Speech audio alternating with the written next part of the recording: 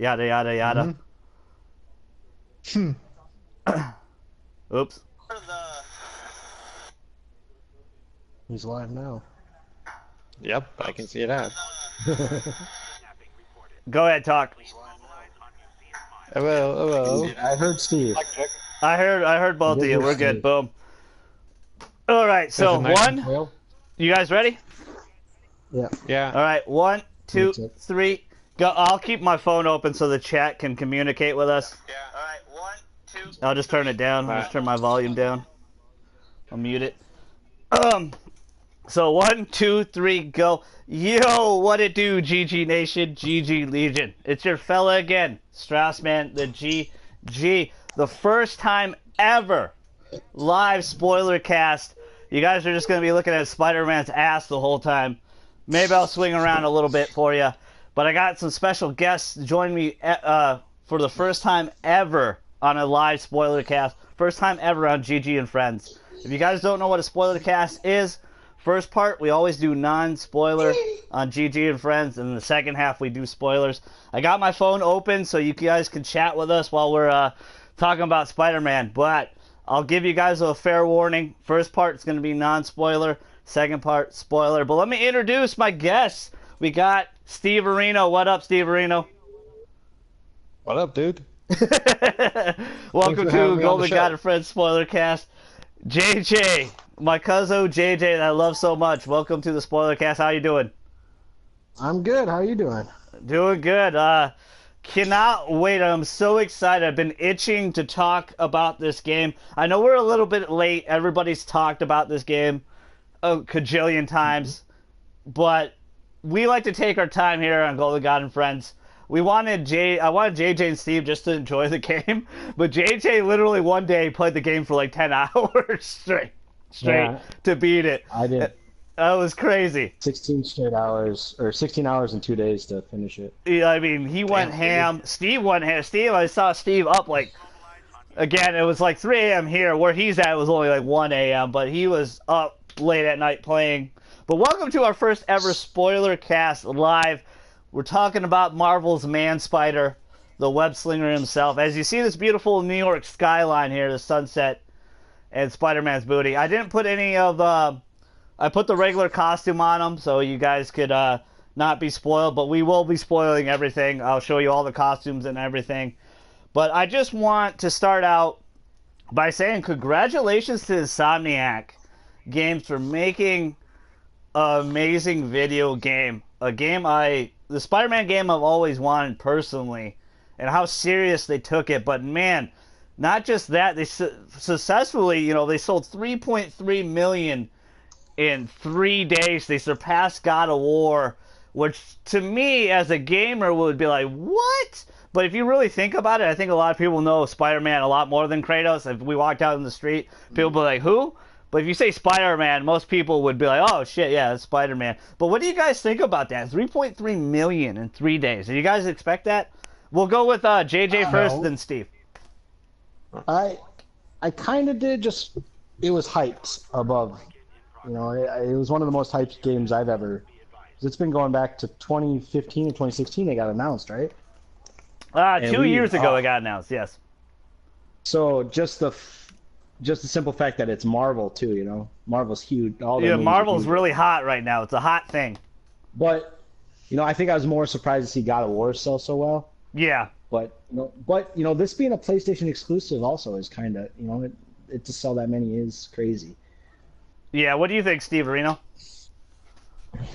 I think it's actually good because I didn't expect this game to be good, to be honest. Oh, but since okay. It is Insomniac, well, I'm kicking you out of the party. You go fuck yourself. No, I'm joking. Wow. Go ahead, bro. Go ahead. Now I get treated on stream. Yeah. But I didn't expect it to be good because I was assumed it was going to be associated with fucking Activision again, like it always is. Yeah, yeah. Wasn't.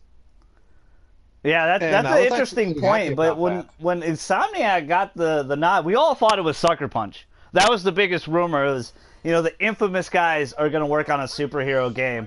And that's what it seemed like. It seemed like that very much because it seemed like a perfect fit. But lo and behold, no, their game is a very Japanese samurai game. And then Insomniac got the nod for a Marvel game. The Marvel president said he wanted to take gaming much more serious. Um, he didn't want Marvel games to be just just thrown out willy nilly. They wanted to be really serious. They wanted to be more serious in that genre. But I mean I think that's really big, and it's a kudos to Insomniac for doing Spider-Man. They got free reign. They got to whoever they wanted to choose. They chose Spider-Man. The last one we got was 5 years ago. And the crazy part about this game, guys, because I was watching a lot of Spoilercast waiting for you guys to beat the game, they made this game in 3 years. Yeah. 3 years! This feels like a 5-year game easy. Yeah. I mean, just traversing through New York is crazy. Like, it is very... Everything is... I mean, it's not New York, to a T, but man... It's pretty damn close, though. I mean, there's a lot of landmarks that are very... Yeah. They got down to a T. I've seen a lot of people explain it, and they're like, oh, I was in New York recently, and I saw this in the game. It's there. Yeah. It's really amazing. And you're right. They nailed the web slinging. So let's start out with our overall thoughts of the game, like mechanics and everything wise. You go ahead and start it off, JJ. Web slinging, I think, is a perfect one. Yeah, web swinging was fun, man. It was one of those games where, you'd be swinging to the next mission, but then you just start messing around, man. You'd swing all the time. You didn't even do anything, really. I found myself just climbing to the top of a building, jumping down, swinging, seeing how fast I could go. So I think they nailed that. I mean, the traversal is just spot on this. It just feels so good as I'm showing you guys some right now. And you literally have to connect to every building. I really like that. You're not simply just swinging through the air. You gotta legit connect to every building. I mean, it feels really fluid, feels really good, and you're fast, man. It is not slow. You can get going, man. It's I think they nailed the web slinging. Combat was a lot of fun too. If you did it, if you were, if you didn't play it like Arkham. Yeah, you played like it was if you played it like a Spider-Man game where you're jumping around, webbing things up, lifting people up, swing them into each other, and for me it took me a little bit for a while because I kept hitting triangle to counter when it was O. Yes. Like I don't know if you guys struggled with that. I know JJ did a little bit. We'll let Steve talk in a second here. There's just one funny thing I want to bring up with JJ because there's a trophy for riding the subway a lot. Riding it 5 times. We all platinum the game, so kudos to these guys. I'm so proud of these guys. In the short amount of time they platinum the game. I was like 3 days ahead of them, but I had a little bit more time than they had for sure. And there was a point I just wanted to I need to finish this because I wanted to get focused on 2K again and finish that up. But it was any moment where I'm like, dude, there's fast travel. You swing around. I'm not gonna just fast travel. I'm gonna swing around, bro. And that made me laugh so hard because it's so true. But towards the end of the game, I did use fast travel a lot. Go ahead with the game mechanics, Steves. What did you like? Overall thoughts, the gameplay, visuals, whatever you want to talk about. What'd you like? Well, the graphics were good too. The web swinging was actually amazing. Combat system was fantastic. There was after first when I was playing the game, I was having a little bit of trouble with the web swinging. Yeah, but after it takes a little while. Like you great. Can't get it right away. Like you gotta play. It teaches you how to play it. But go ahead, Fred. Sorry. But yeah, like I was saying, the web swing is pretty good. Anything about the game was actually amazing. It's been like a long ass time since we got a good Spider-Man game this good. Yeah, it has. I mean, and that's the perfect way to put it. I mean, it's like it's been a long time since we got any superhero. I think since Arkham, like Arkham Knight. 3 or 4 years ago. And that still wasn't. Arkham Knight was a great game, but compared to the other two. Yeah, Arkham City is still my favorite in that trilogy. Well, that's what I want to ask you guys is like when you're doing the collectibles and stuff. I remember in the Amazing Spider-Man games, it was like a chore to do that shit. It's like, fuck, I got to get another comic book.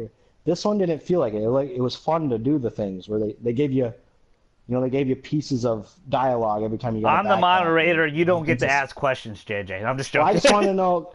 Because I platinum both those Amazing Spider-Man games. You did, yes. It was it's like a full-time job just to do something. Yeah, that's a very good point, because that was some of people's complaints about the game was the collectibles. It was very similar to some other Spider-Man games, but the detail on each, I'll show you guys live on camera, here, live on stream here. The detail in each collectible, and you hear, one thing I really loved about this game is that it's not an origin story. He's been Spider-Man for 6 or 7 years or 8 years. He's in college, and we didn't have there's things that have happened in this universe already, and getting those collectibles definitely felt that way. The first date menu, the plushie, the thank you drawing, the pizza delivery hat, the gloves he got when he fought against Electro, and a little grain of sand for Sandman. Everything had a little bit of detail in it. The cracked lens, Shocker Stewart, and he even narrates and says something, that little touch made it feel, so worth it, worth getting those collectibles, and they were really fun, and they were really placed well throughout the game. It didn't feel like I had to travel an immense distance to get this thing, this item. It's right here. It's right here. It's just boom. It's right there. But I just love the little touch on those collectibles. Didn't feel like even the Jonah Jameson archives where he's talking, he has his own podcast, and him just talking bullshit the whole time. I thought that was a hilarious touch as well. But I really liked the fact that everything had a little bit of meaning in this game, whether you knew it right away or not. Go ahead, Steve Areno. Oh wait, what? He asked you what. Did the getting collectibles feel like a chore or anything? Did you play the Amazing Spider-Man games? No, I have not played the Amazing Spider-Man games. The last Spider-Man games I have played was Shadow Dimension and The Edge of Time. Those are pretty good. Those are pretty damn good Spider-Man games. Those are underrated. They're underrated. Very underappreciated Spider-Man games. Yeah, but those were kind of fun too. But when it comes to the collectibles in this game, I was actually having more fun doing this than doing the story mode. I just wanted to go around New York and collect everything. Another you just find yourself swinging. You got to swing. You got to play as you got to be Spider-Man. And they did it right, man. It was awesome. Yeah, they really did. They really did do it right. Another thing I want to talk about was a big problem with the Amazing Spider-Man games was the crimes. Way too much. Every 2 seconds, crime. I liked in this one you do 5, and then maybe another one will appear later on if you want it to, Mm-hmm. But I didn't feel overwhelmed with doing the crimes at all. I did a little bit when I was trying to platinum it because I did 70 crime missions in a day, in a couple 3 hours the platinum it before I did my live stream of the final playthrough where we beat the game together. Thank you guys so much for, watching that. And sorry for the streams lately. I forgot to mention that. It's been a few days since I live streamed. And the reason being is I didn't want to live stream domination for you guys for NBA. I thought that would be super fucking boring. So that's why I haven't been live streaming. I've been trying to grind that out. But I will probably live stream the last game where we get our first pink diamond and we'll get another diamond of our diamond player of our choosing. So stay tuned for that later today after the Lions game. I'll probably do that. But I'm so excited to have the spoiler cast with these guys. But the crimes, I didn't feel overwhelmed me at all. I felt they were very natural. They were, a lot of people, another big complaint was the repetitiveness of this game. Did you guys feel that way? Did you guys feel like this was a big repetitive? Did it feel too repetitive for you? We'll start with Steve this time. Go ahead, Steve. No, dude, it actually didn't. It did not feel too repetitive at all. Yeah. That was actually perfect the way it was. And that's such a subjective thing to say because every game's repetitive. How many times do you shoot somebody in Call of Duty? How many times do I dribble the basketball up the court in 2K? Almost every single game has repetition in it. Yep. But go ahead, JJ. What did you think? Did you have that feeling at all? No, I like I said, I was being Spider-Man, swinging around. You get a crime alert. You go stop it, and they mix it up pretty good. I never felt like I did the same. Like you do, but never in a row. I never thought I did the same 2 crimes in a row. Especially when like you start unlocking the other crimes too, like the other things we'll get into in a little bit. We'll get in a little bit. Yeah.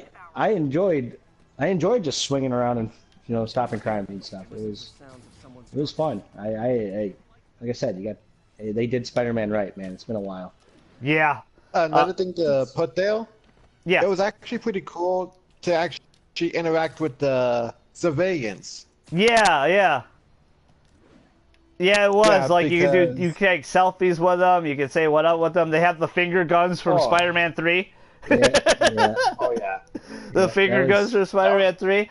One thing I want to bring up, it seems to be because photo mode has blown up for this game, and there seems to be a trend for Sony exclusives. New Game Plus and photo mode.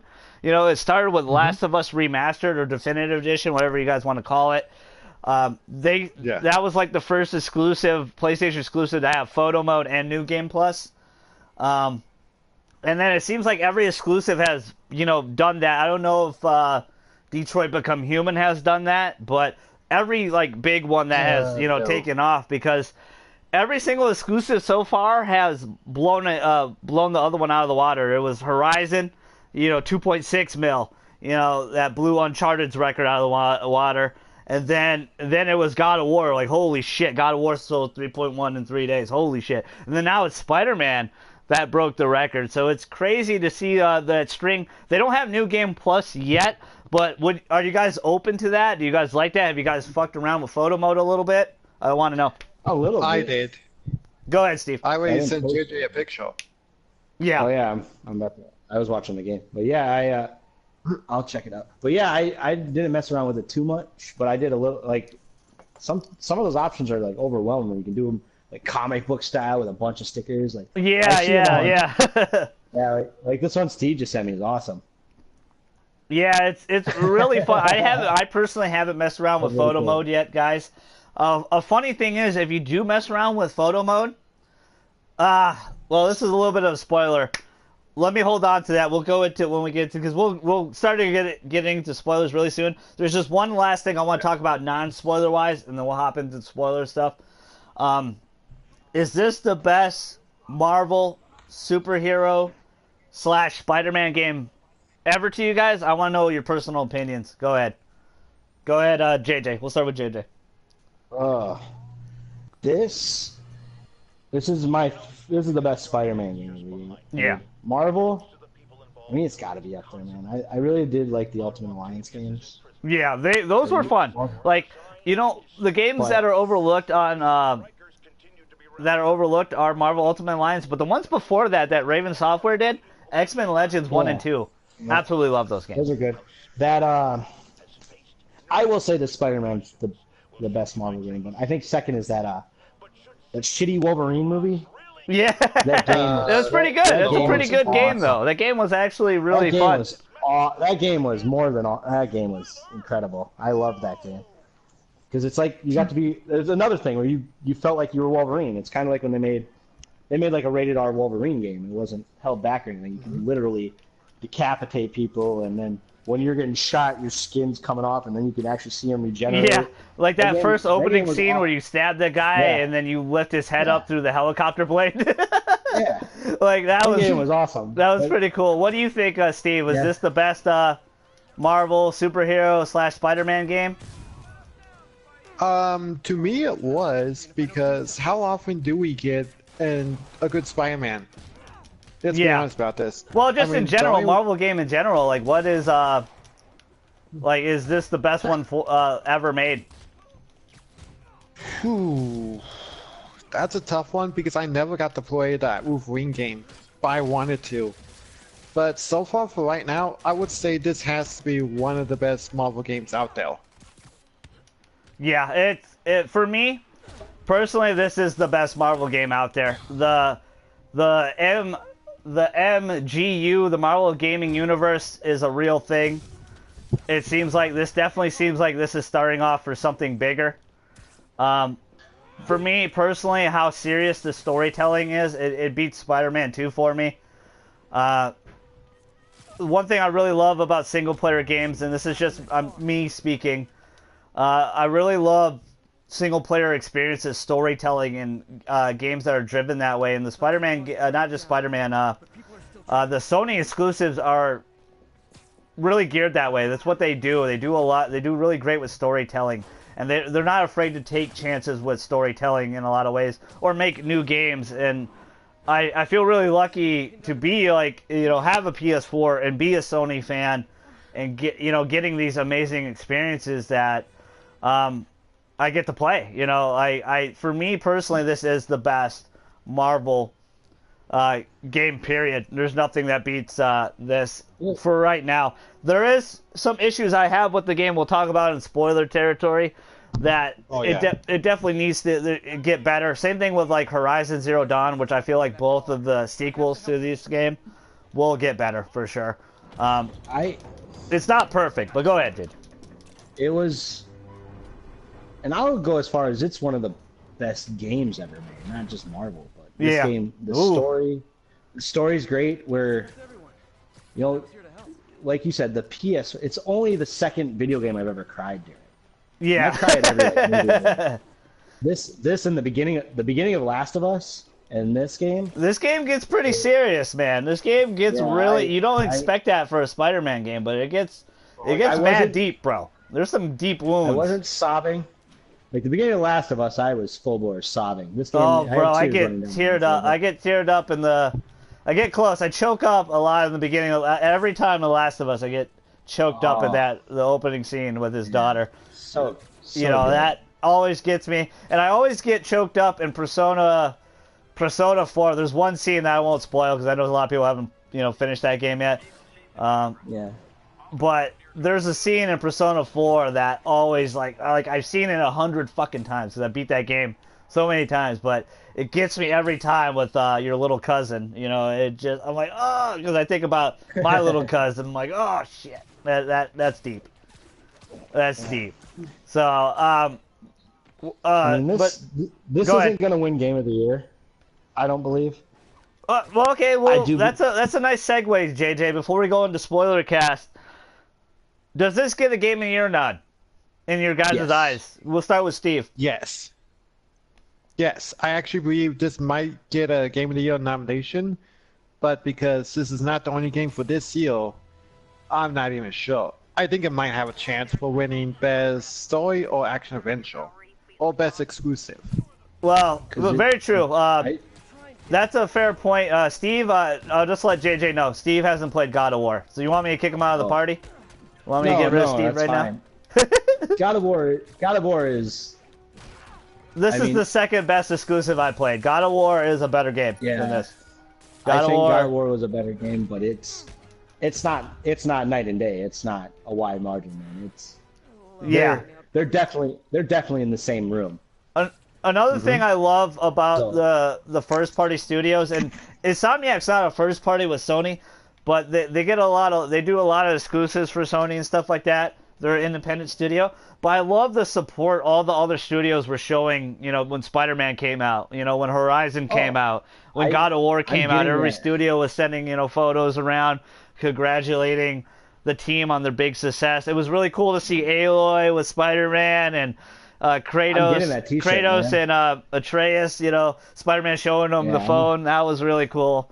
Brian Etar, the lead game director for this game, he looks up to Corey a lot, and he in a lot of Spoilercasts he said that meant a lot to him, that Sony Santa Monica was showing love and all that. Like, it's cool. He talks about how Sony's one big family of studios, and that's what it really seems like. And what a effing year Sony has had.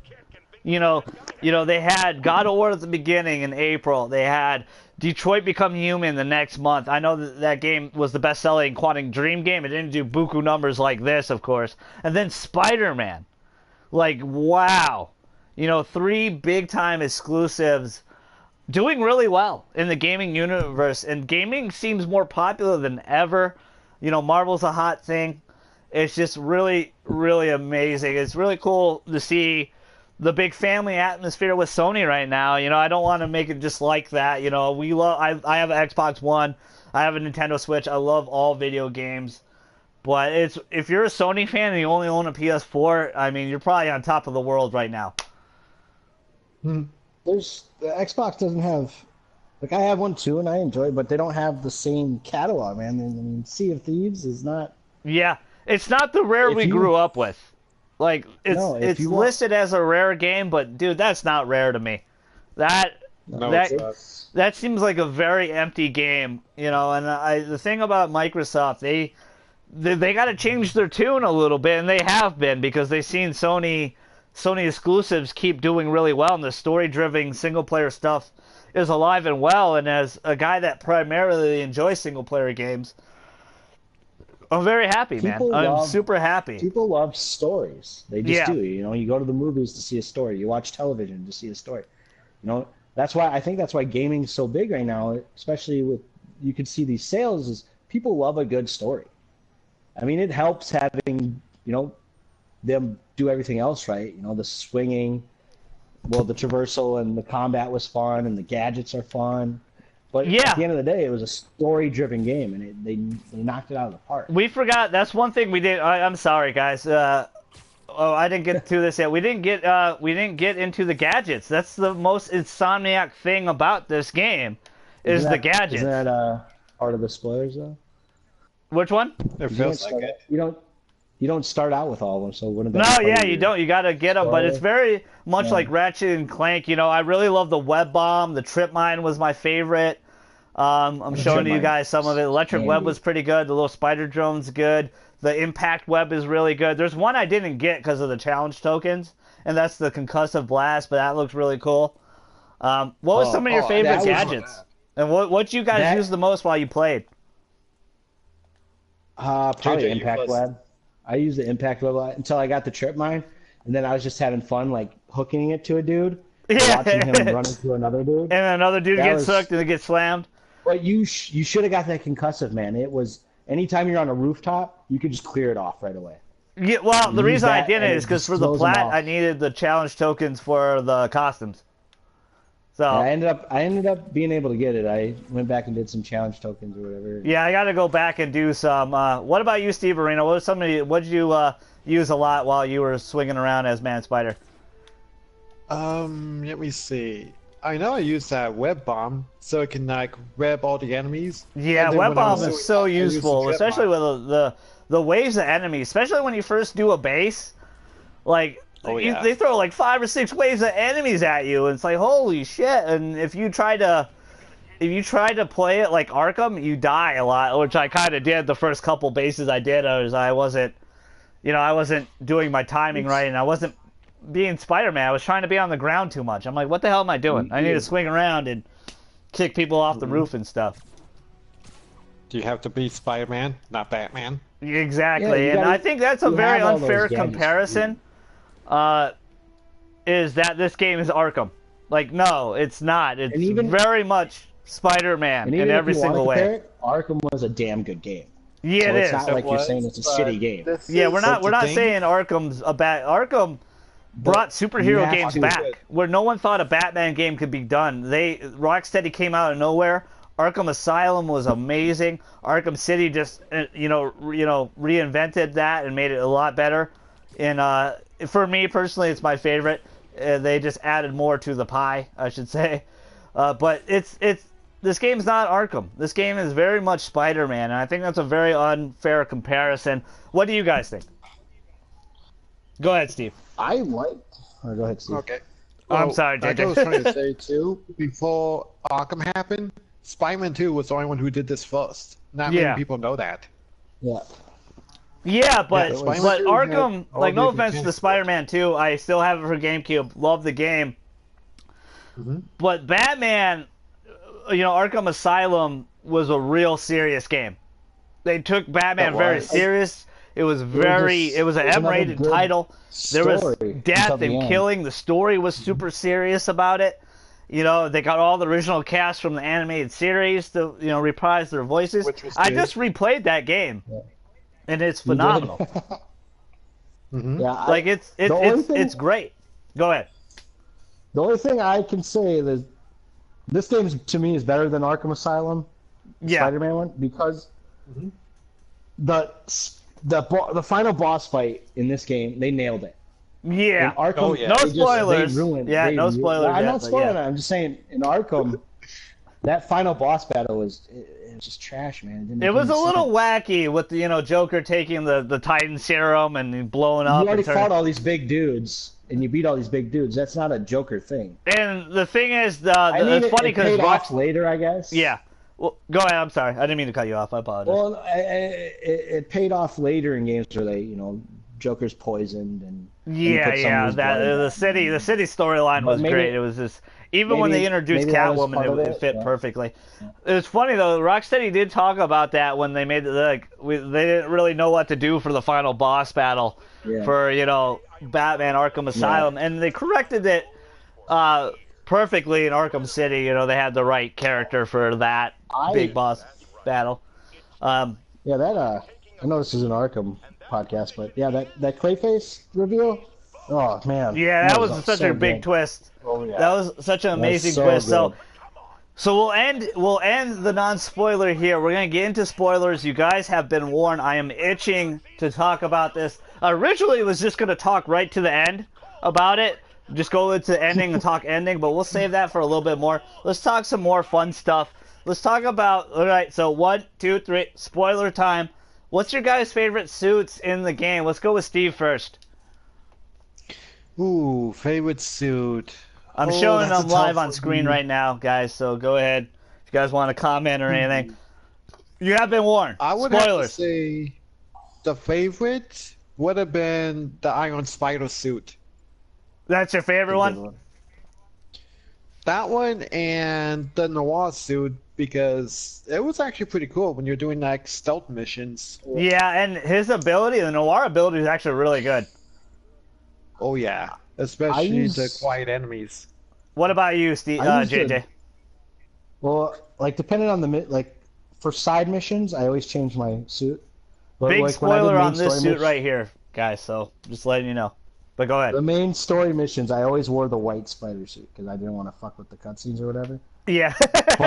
but when I do a stealth mission for the Taskmaster or whatever, I would wear the Noir suit. That was the one thing I wanted to bring up. I'm glad you brought it up. Taskmaster was a big time awesome reveal for me. It was the one thing I spoiled for myself with the trophies, where I told you and Steve, do not look at the trophies. Yeah. It was the one thing I looked at. I'm like, shit, I know he's in the game now. But the one thing I wanted to bring out about photo mode, when you do the combat challenges for Taskmaster, if you stop in photo mode, you can find Taskmaster watching you. Oh, really? Yeah, no bullshit. Someone showed, I saw that the other day in a video, and you can find him. If you get too close to him in photo mode, he disappears. But you can take a photo of him. He's watching you with his binoculars. It's really cool. The level of detail in this game alone is absolutely amazing. But go ahead with the suits. Well, I watched a lot of the after I finished it. I watched some Spoilercast with Brian Ithahar. Yeah, me too. And he said a lot of he didn't even know some of the suit where you don't have any, or where you're just in your boxers. Yeah. Which was a hilarious when you fight the Scorpion. Yeah, that reveal and to unlock it, you got to do a lot to get the undies. Yeah. But he has the 3 chest hairs, and they mentioned it earlier. That was pretty funny. Yeah, the level of detail with the chest hairs.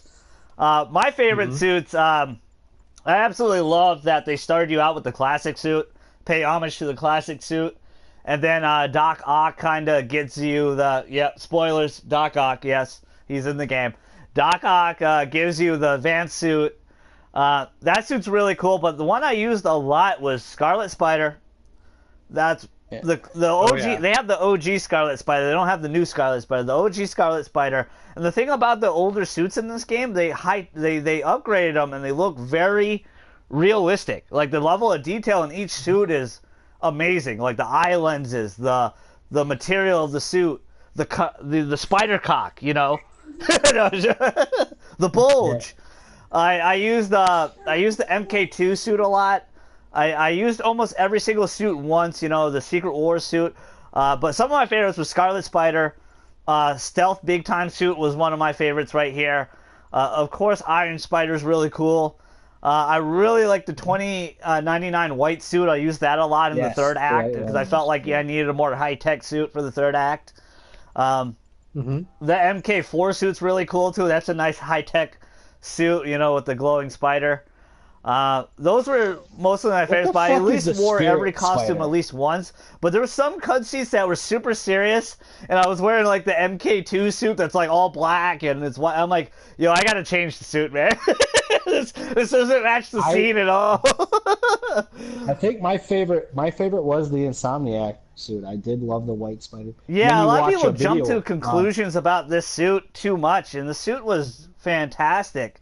You know, I see a lot of people bitching about the white spider, and I see a lot of people bitching about Black Cat, and she has some white in her suit. It's like, guys, like they're allowed to change it up a little bit. Exactly. And if you watch, there's a video where they didn't just make the white spider suit just to make it. Everything on that suit had it was a reason for it. You know, the white spider actually is bulletproof. It's actually got Kevlar and stuff in it. Yeah, and they also made it. The suit powers, I like the fact that each suit also had a suit powers as well. Like each suit was different. The Iron Spider with the spider arm, the Iron Spider arms. Oh, those were awesome. That was epic for you. That was one of my favorites. I forgot. I'm sorry. If there's one suit I forgot I used a lot too was the Black Cat suit that was given to you. It's not actually. It's not actually from Black Cat in the real comics, but in the game they get if you do all her missions. She gives you that suit. But that black suit with the cat claws and everything, I really enjoyed that. That was actually used in Spider-Man versus Deadpool, or Spider-Man and Deadpool. So it was interesting. There was Spider-Man and Deadpool. Yeah. Yeah, there's a lot. I mean, I used every suit once. I usually would sit around and be like, hey, Seth, which one do you want me to use? He liked the Spirit Spider the one the best. That one was weird. That one's really freaky. It's a cross. It seems like a cross between like Ghost Rider and. I sent JJ a video though. I don't know if he watched it, but there's a video where a guy made that explains every suit and where it's from. I don't know if he probably didn't watch it because he's a jerk. But that I don't watch videos you send me. I know you know, you jerk. But yeah, that was when I got to like level, I think it was like 45, and I saw the Spirit Spider. I was like, holy shit! Like, what the hell is this? Let me show you guys. Here you go. That was a weird one. It's not really a suit. It's just him as a being. Like he has feet. Yeah. And everything. It's very Ghost Rider like, but apparently there is a comic book origin. I am a huge Spider-Man fan, but I'm not gonna pretend and lie to you like I know every fucking Spider-Man detail because I don't. Yeah. We're also not a kids show. I probably dropped a few F-bombs already. Sorry. Yeah, you already did. When you said, fuck you, I'll kick you. But I really like the Scarlet Spider suits. But let's talk about what's missing, man. What suits that you really want was missing? There's obviously an iconic suit that's not in the game, of course, is the Black Spider suit. We'll get into more story details with that later. But what suits were you wanting to see? I liked everything they put in there. I wasn't really. There's nothing really. I was like, oh my god, I can't believe that's not in there. I really like the big time suit. That one's cool. Like you said, Scarlet Spider is probably my second favorite. But yeah, I wasn't really upset about the choices they made. But there's no suit or your personal favorite you would like to see in here. No, I can't really think of any. Obvious. Go ahead, Steve. Any suit? The symbiote suit. Yeah. The symbiote suit, I would have loved to see in now, to be honest. But now, from what I watched on a Spoilercast earlier, Steve, he said there's a very specific reason it's not in there. Yep. Yeah, Brian talked about that. That suit is very special. It has a special meaning to Spider-Man. It's a big time for Spider-Man. So throwing it just as a suit willy-nilly, it would hinder what they're trying to do with it. And we'll get into that implications. But there was no suit for you either, Steve? All the other suits I did see were actually fantastic. Okay. There's a lot in the game, too, man. Yeah, there is. For me, personally, there's a few I would like to see. I would like to see some of the Sam Raimi suits in here. From Spider-Man, the old school Spider-Man movies. Even maybe the Amazing Spider-Man suit. The first one, I would like to see that in here. I know a lot of people didn't like that suit, but I personally did like that suit. I would like to see that one in here. There was... How funny would it be if they decided to put the outfit that in Spider-Man 3? when it was just normal Peter Parker wearing all black. Yeah. Finger would've been gunning funny. people. Yeah. Oh yeah. They Yeah. also there's one I secret think, suit in the game. I don't know if you guys know this. There is one secret suit I don't have. Oh it- yeah, that one. There is a secret suit where he has his alma mater. He has a university shirt. You gotta take 50 photos of special secret hidden landmarks in the game. I haven't done that yet. I don't have that suit. It's a cool suit. They did it for the day 1 patch of the game or the day 2 patch or whatever of the game. Yeah. But it's really cool. There's newer suits coming on the way for sure. I mean, I would like to see every the DLC will have a new suit. Yeah, what I heard. Yeah, they're. What happened? One more time. For each DLC that comes out, you're getting a chunky story, not like a 12-hour story, but like a 3-hour. Yeah, story. good like 5-6 hour campaign. It seems like. And then you'll get new suits with every. Yeah, DLC. it's like 3 to 4 suits we're probably gonna get, and they talked about we're probably gonna get some more suits on updates. But I would also like to see the Fantastic Four Bagman suit. Yeah, I heard about that one. I would like to see that one. I would like to see they completely. I know the show was absolute trash, Spider-Man fans, but I love the Spider-Man Unlimited suit from that show with the cape and the invisibility powers and stuff he had. I would love to see the Spider-Man Unlimited suit. Last time we seen that suit was Spider-Man for PS1, all the way back in like 2000. That suit's really cool. Oh, the yeah. Universe suit, where he has like the cosmic power suit, would really like to see that. Future Foundation suit probably as well, where he joins the Fantastic Four, like legit, and they make like the Future Foundation or whatever. It's like all white with black. I like that suit a lot. For me, there's a lot of suits that are still in here, but I'm also like you guys. I am not upset with the choices of the suits. Oh yeah. That they put into the game. I'm not upset with no black symbiote suit or anything. I like where they're going with the story. It looks like the suits were just awesome what they have in here. And we're getting more thanks to JJ. We will live stream I cannot wait for the Black Cat DLC. We will live stream it entirely together. Can't wait to jump in and play that. But shout out to my Cuzzo. A week before Red Dead as well, which I'm also getting from my Cuzzo. Game sharing is very good, kiddos. It's the way to go, really. It seriously is. Yeah. So thank you, JJ. Love you very, very much. So No problem, man. let's get into the story a little bit. What was your favorite character in the story? Like just of the main cast. We could spoil everybody. Some people. Shout out to Tim. If Tim's watching this, you should leave right now because you shouldn't be watching this. Because he's asked me what villains were in the game. I was game sharing, let him play a little bit. Because he's a big fan of the Arkham games, and he didn't know how the Spider-Man game was going to be, and he was swinging around. He's like, dude, this game's awesome. But get out of here. Don't watch the spoiler cast. Money. Go Spend play the money, game. Go get the buy game. the game. But let's worth talk about it. who was your favorite character. Let's go with Steve. Favorite character. Ooh, that's a tough one. I'm just gonna have to say it's Spider-Man. Was actually one of my favorites. That's a good call. Yeah, it's a good call. It's a safe call, and I don't like it, Steve. You pussy. I Too was bad. Fuck off. I was a big fan of what they did with MJ, Mary Jane. Yeah. I actually like what they, not making her a damsel in distress, and Yeah. she only That was. Go ahead. I'm sorry. that she totally rebels Yeah. and does her own thing, and then when she needed Peter most, he was there for her. So it was I like the Oh, relationship hearts. between these two. That was another big complaint was the Mary Jane story missions. I actually really enjoyed her missions a lot. What did you guys think personally? It was a good change of pace, man. Yeah, I think you needed that change of pace because there's a flow to this game.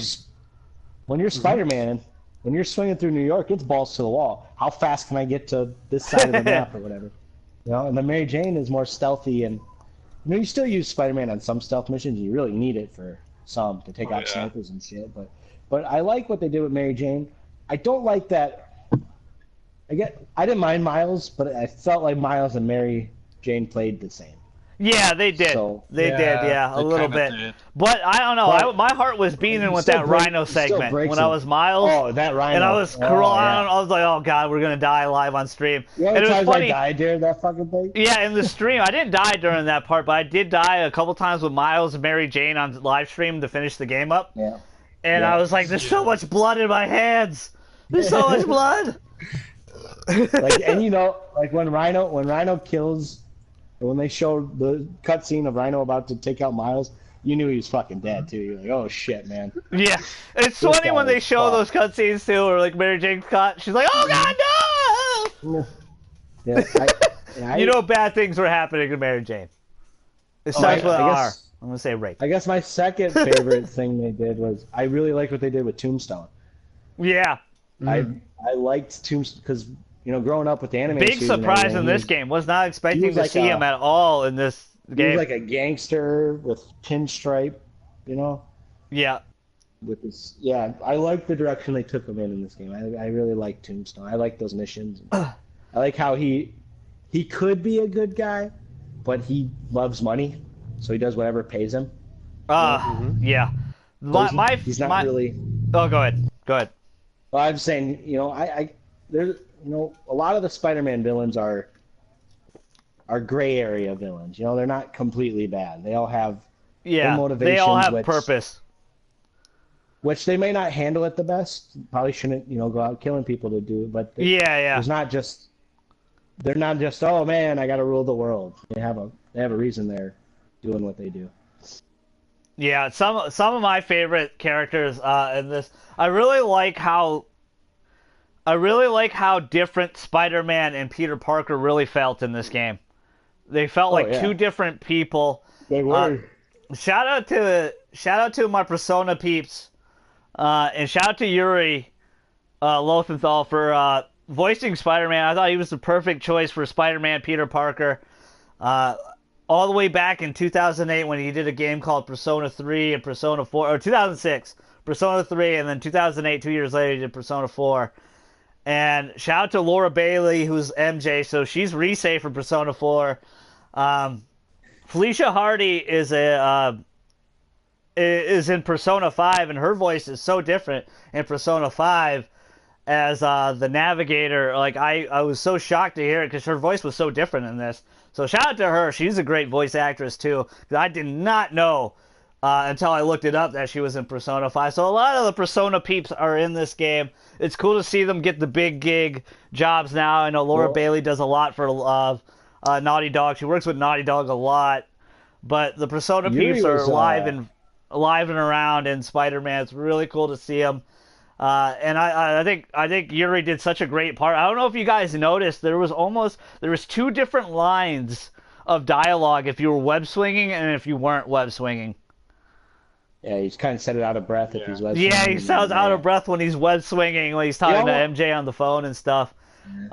He almost didn't get the job because they didn't want to. Because he was the main guy in Sunset Overdrive. Yeah, right? they didn't want to. They didn't want to cast him again, but Yuri, he's been in this business a long time. Fantastic in Persona 3 and Persona 4 as Yosuke. Did so great as that character that I didn't even know that, until I heard his voice on here and then Sunset Overdrive. I'm like, oh, it's Yuri. It's got to be him. To the point where, Persona 3 and 4 were the games that made me respect voice acting a lot because how serious the voice acting and the direction was in those games. I know it's a Japanese type game, but the English voice cast did such a great job, and kudos to them. Kudos to the translators and everybody that worked on that game. But how serious those guys took it as voice actors to do that, and now see it in Spider-Man and all, Last of Us, all these big time Sony games, Horizon Zero Dawn, God of War. They got a big time actor for God of War though, which was pretty cool. It was pretty cool. But the seriousness, I really loved how Miles was treated in this game. This isn't an alternate universe type thing. He just didn't pop out of the portal in the sky. No, he just exists in this universe. It's Miles. His dad's a big, big time hero that's working with Spider-Man. He becomes a hero. Spider-Man helps him out. That's a deep comic book dive that I didn't know. I didn't know that was his dad. at first until Miles, like, you know, said hi to him. But I really like got a Miles. question, I like the though. direction Why do they of have Miles. different They last really names? teased a lot of MJ turning into like Spider-Woman or something. It looked like that was gonna happen. They kept teasing that shit. I'm like, and then he ends up getting bit. You know, we are in the spoilers cast. I can say it now officially. Yes, he gets spider powers at the end. We'll get to that later. But I also really loved how they handled Martin Lee, Mr. Negative. You know, Oh yeah. he's not a character that's just pushed to the side. You know, he was a good chunk of the story. You saw why he wanted to do this. You know, like the other established villains, all the like, you know, villains Vulture, together, yeah. Rhino, Scorpion, and Electro. We already know their backstories and stuff. And, you know, Shocker, we already know Shocker was going around. But to see Martin Lee get some story, you know, and the first boss being Kingpin in the game, and you don't see him ever again. You know, it's like, oh, wow, because I thought he would come back. You don't see Kingpin again. No. You know, you get to see this amazing, you know, story with Martin Lee and how serious a guy that a lot of people don't really know. You know, That's what makes this, you know, this will make them stand out. This is a lot of kids are going to grow up where this is their Spider-Man. This is the Spider-Man they're introduced to. that Where, makes us you know, feel for me, it super was old. the- Thanks, JJ. Yeah, and for me, it was the '90s animated show. Yeah, That was me really too. my That one was a introduction. big time one for me. Yeah, that one was the, you know, and then the Raimi movies were right after that. But, you know, that was a big. So a lot of kids are going to grow up. Hey, and Mr. Negative is going to be a big boss, and I think they consciously they wanted to take a more obscure villain. Yeah. And I love how they tied him to Norman and Otto Octavius. I love how it was and all I tied like together. They did a nice how they nice handled little job. Octavius and Norman in this game. Yeah. Let's just talk about them for sure, because we're on the villain part anyway. But I like the relationship they did with Peter and Octavius. You know, like Doc Ock that's working with you. Very father-son type. Yeah, you know, because Uncle Ben's gone. You know, you get a trophy Yeah. for visiting his grave. Rest in peace, Uncle Ben. Love you, buddy.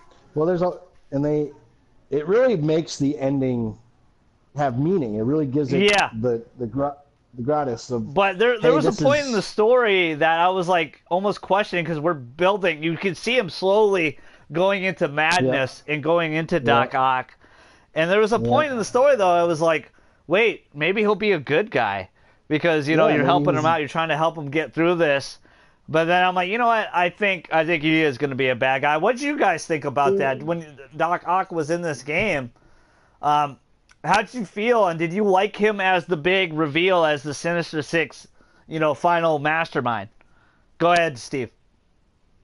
I kind of saw that coming, to be honest, Yeah. because he was the original who made the Sinister Six. Yeah, in the comics, And- but this is a game. It doesn't mean they were going to do that in the game, though. But it's hard not to see, you know, it's Spider-Man. Everyone knows the story. So to even throw the amount of curveballs they were able to was impressive. And 'Cause honestly, you know, they did. They threw a shit ton of curveballs. Because there was a period of time where you did say, hey, Doc Ock might not be back. You know, For you could me see it personally, coming there that was. he's There gonna- was a period of time where I was like, especially when he hugged you, like when you made that breakthrough, and you finally fixed that arm for him, you know, the hand or whatever. Yeah.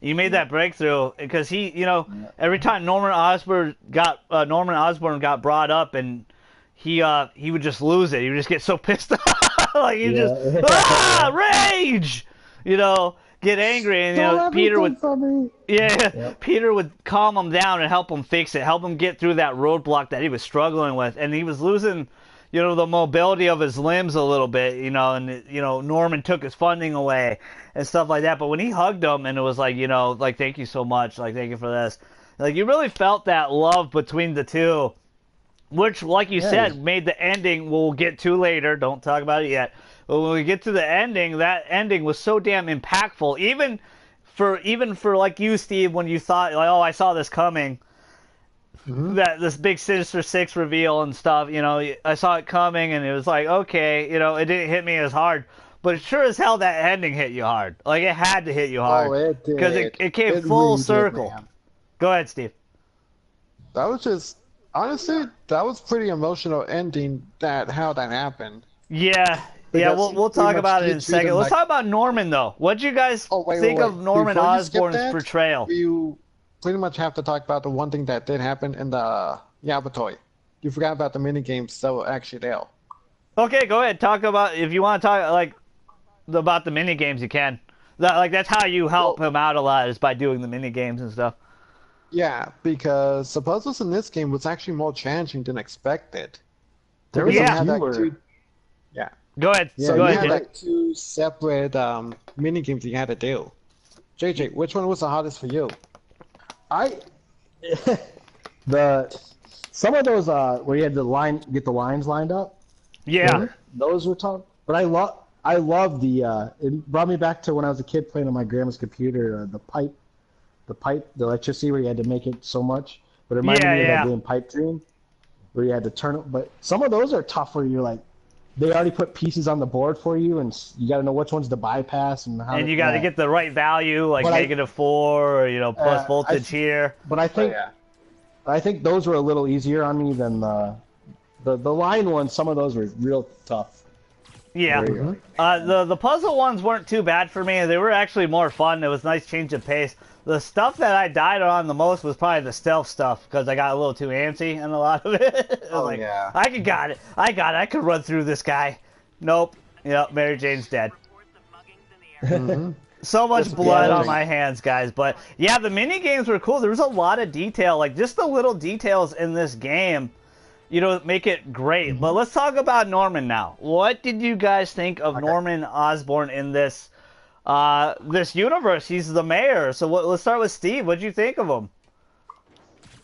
Norman Osborn as the male?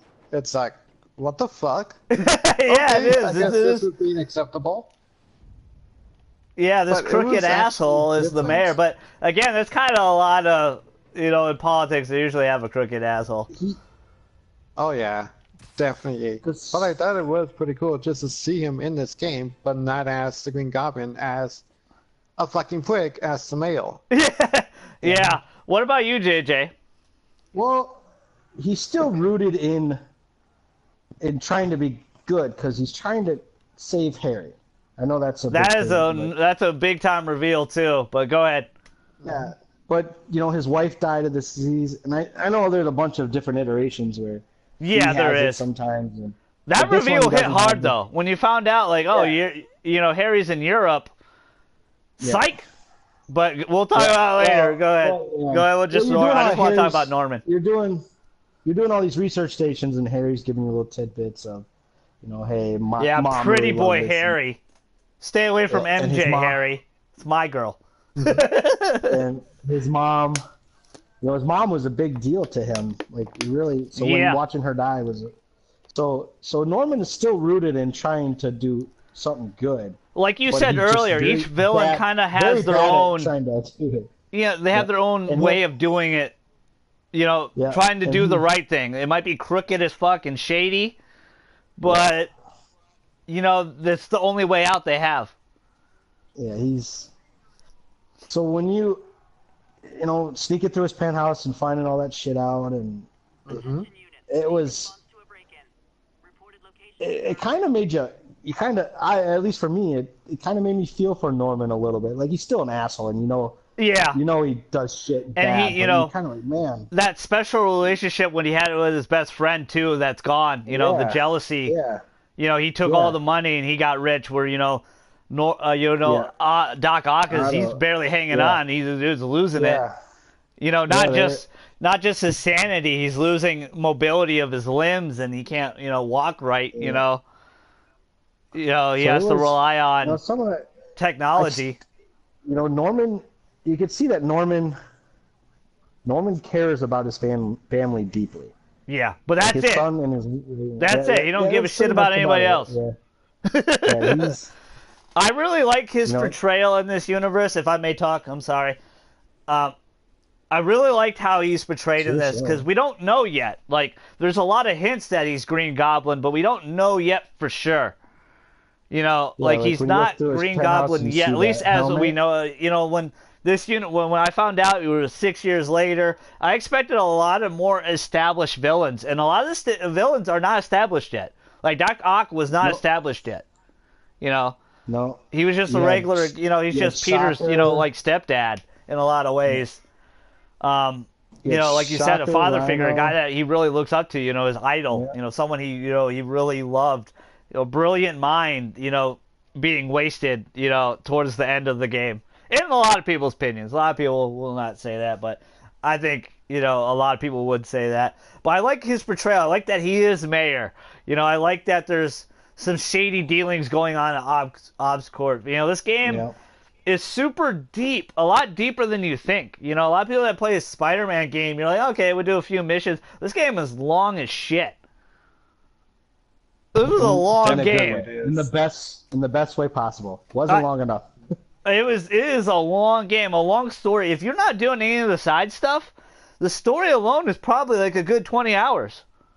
At least. Yeah, it is. You know? And for us to platinum the game, I think for all of us, I was probably in the ballpark from like probably a good 45 to 50 hours, probably easy.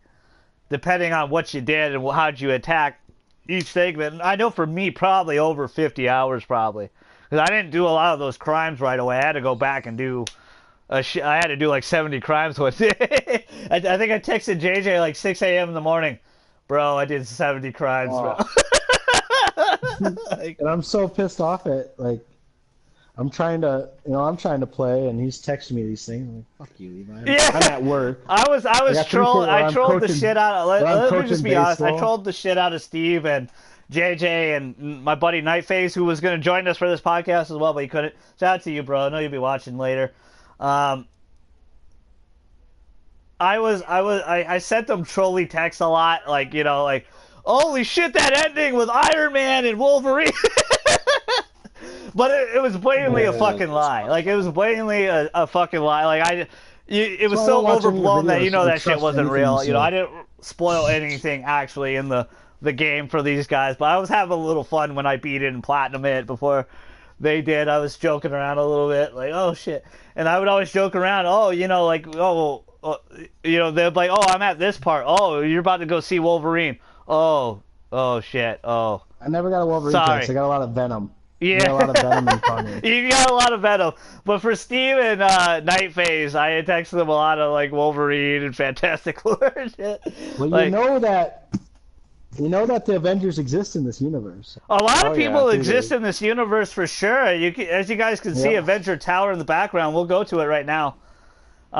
They're saying that Brian Ithahar, I think Kevin Feist, and the guy's head of Marvel Games say this is their Iron Man. This is the one that starts the Marvel gaming universe. Yeah, definitely the Marvel gaming universe seems like a legit thing. I hope the other studios that take on a Marvel project, especially Square Enix. We know Square Enix is doing an Avengers game.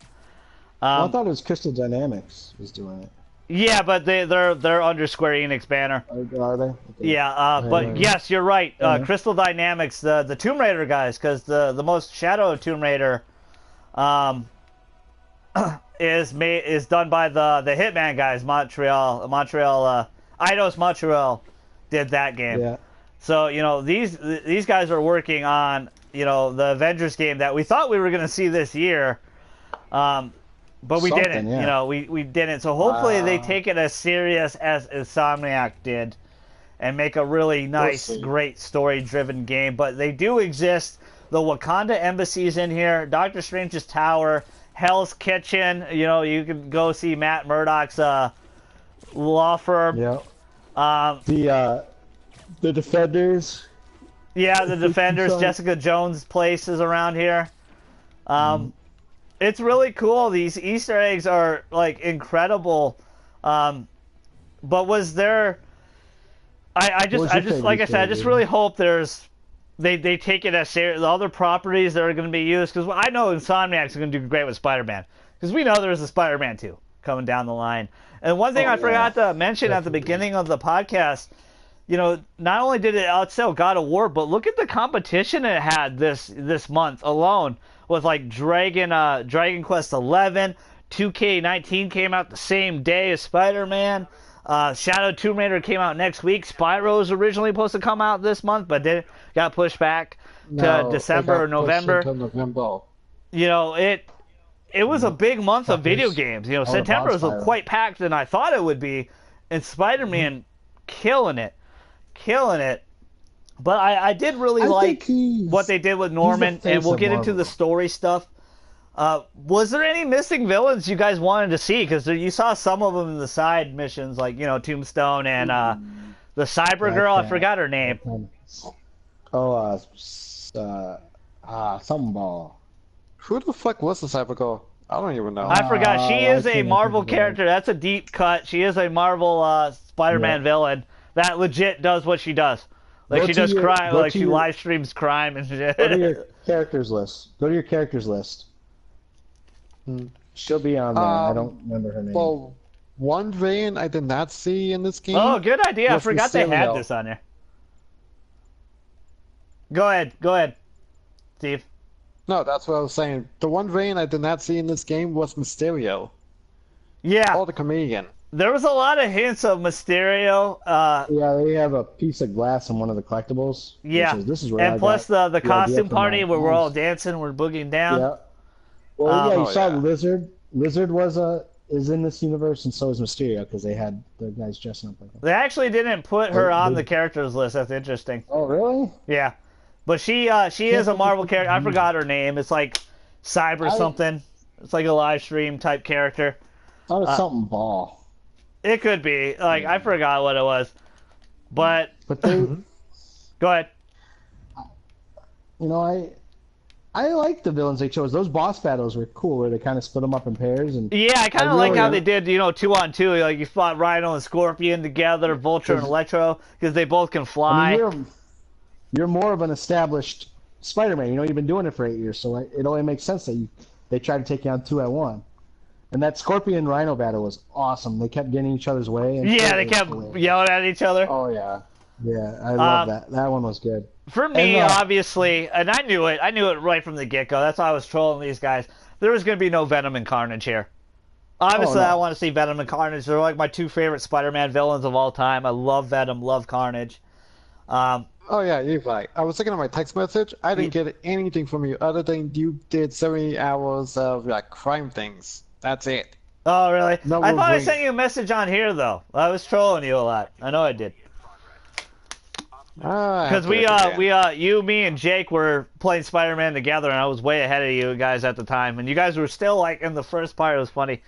It was funny. You guys barely did any story. You were just exploring the city, which that's what I did too. I was just like swinging around for hours before I really got into the story.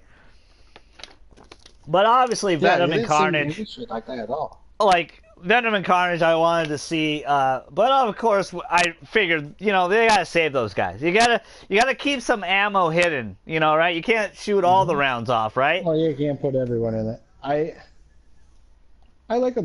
There's.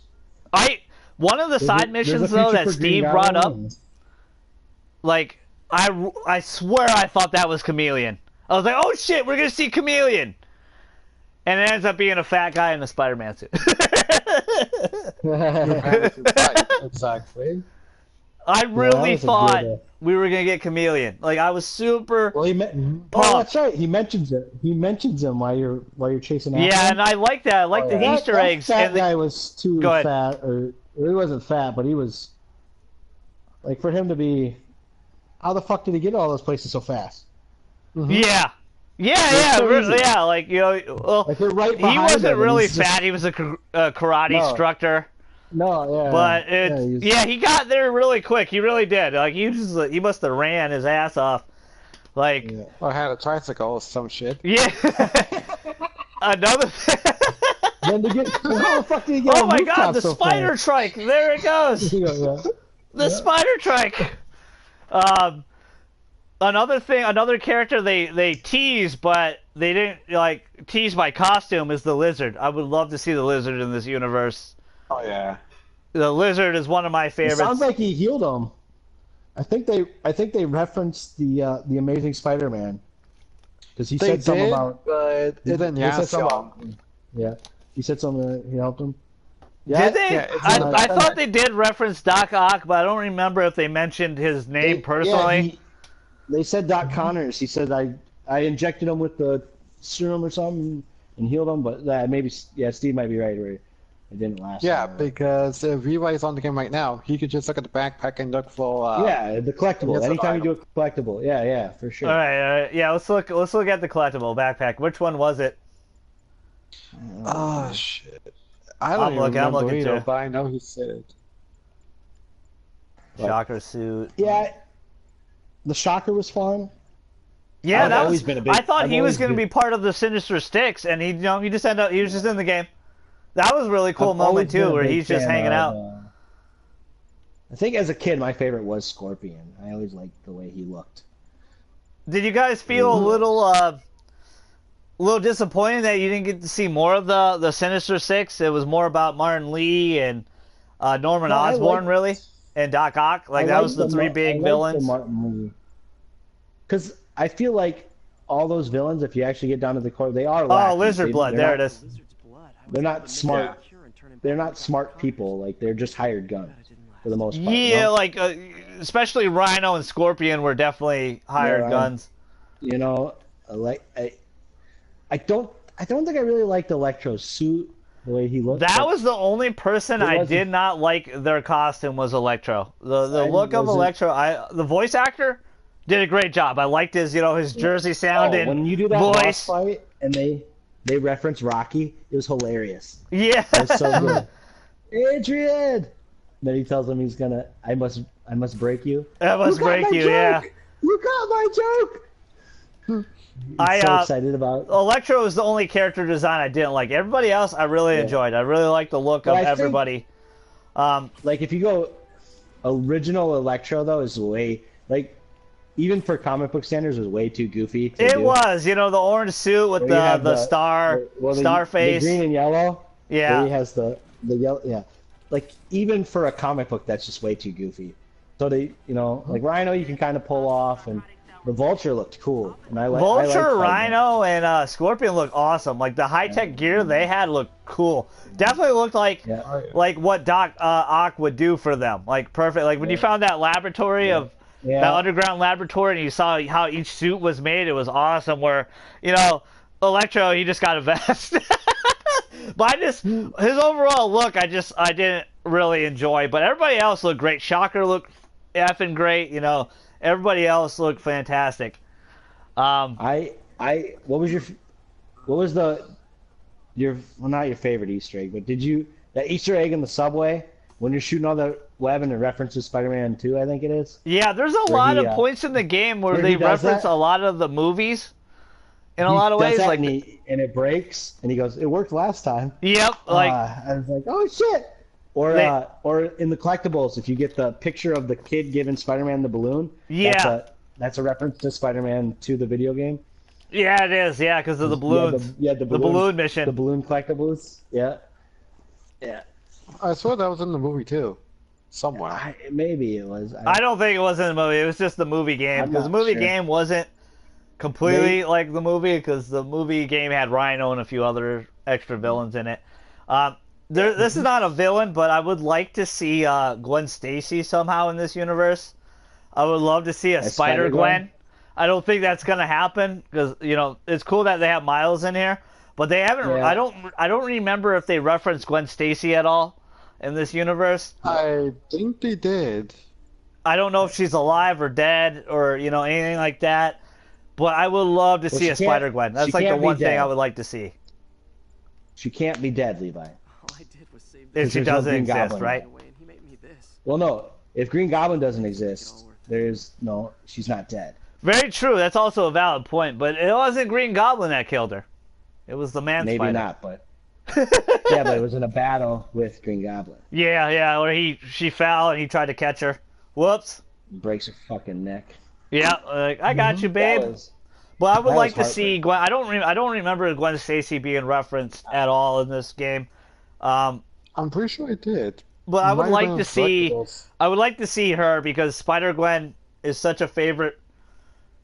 Like, she's become such a huge fan favorite. I love her suit. I love Spider-Gwen. And what do I always say on the channel, kiddos? Blondes have more fun. It's statistically proven that blondes just have more fun, kiddos. But it'd be really but cool. Redheads are crazier. It'd be really cool to see her. I would like to see Gwen Stacy, but I liked that they went with Mary Jane. You play with Mary Jane. I like her portrayal. Like you said, she's not a damsel in distress. She was just really fun to play as. So, before we get to the endings, what do you expect going forward with the universe that, that there's probably, a big possibility that there's going to be more Spider-Man games? Clearly, there's going to be more Spider-Man games. Well, I don't think I could talk about it unless we talk about the ending. All right, so let's talk about the... Because the ending is a big... Yeah, the ending is a big... Well, there's 3 different endings. We could talk about all 3 different endings. Well, it's a big foreshadowing to what's the next up. step, yeah, for sure. Yeah. Okay, you know what? Fine. You know what? So, we'll do that. We'll start with the biggest one of all, and... Oh, you're going to go right to the last one? I'm going to go right to the one that cuts deep, really deep. Okay. They did it. They killed Aunt May.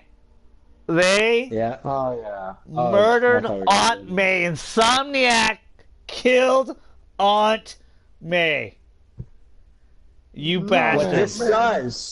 What this does, though, is it sets up the Peter Miles thing. Yeah, the dynamic for sure. Because how cool would it be? Because that's one of the other endings is Miles becomes Spider-Man as well. But you don't see the suit. He just tells Peter that he's growing some pubic hair. No, I'm joking. that was pretty funny. That was the joke, and he's like, "Oh wait, hold up." I know about that stuff. And but that they find out they're both Spider-Man together. So what would you think of playing as both Spider-Man in a future game possibly? Well, it's gonna be.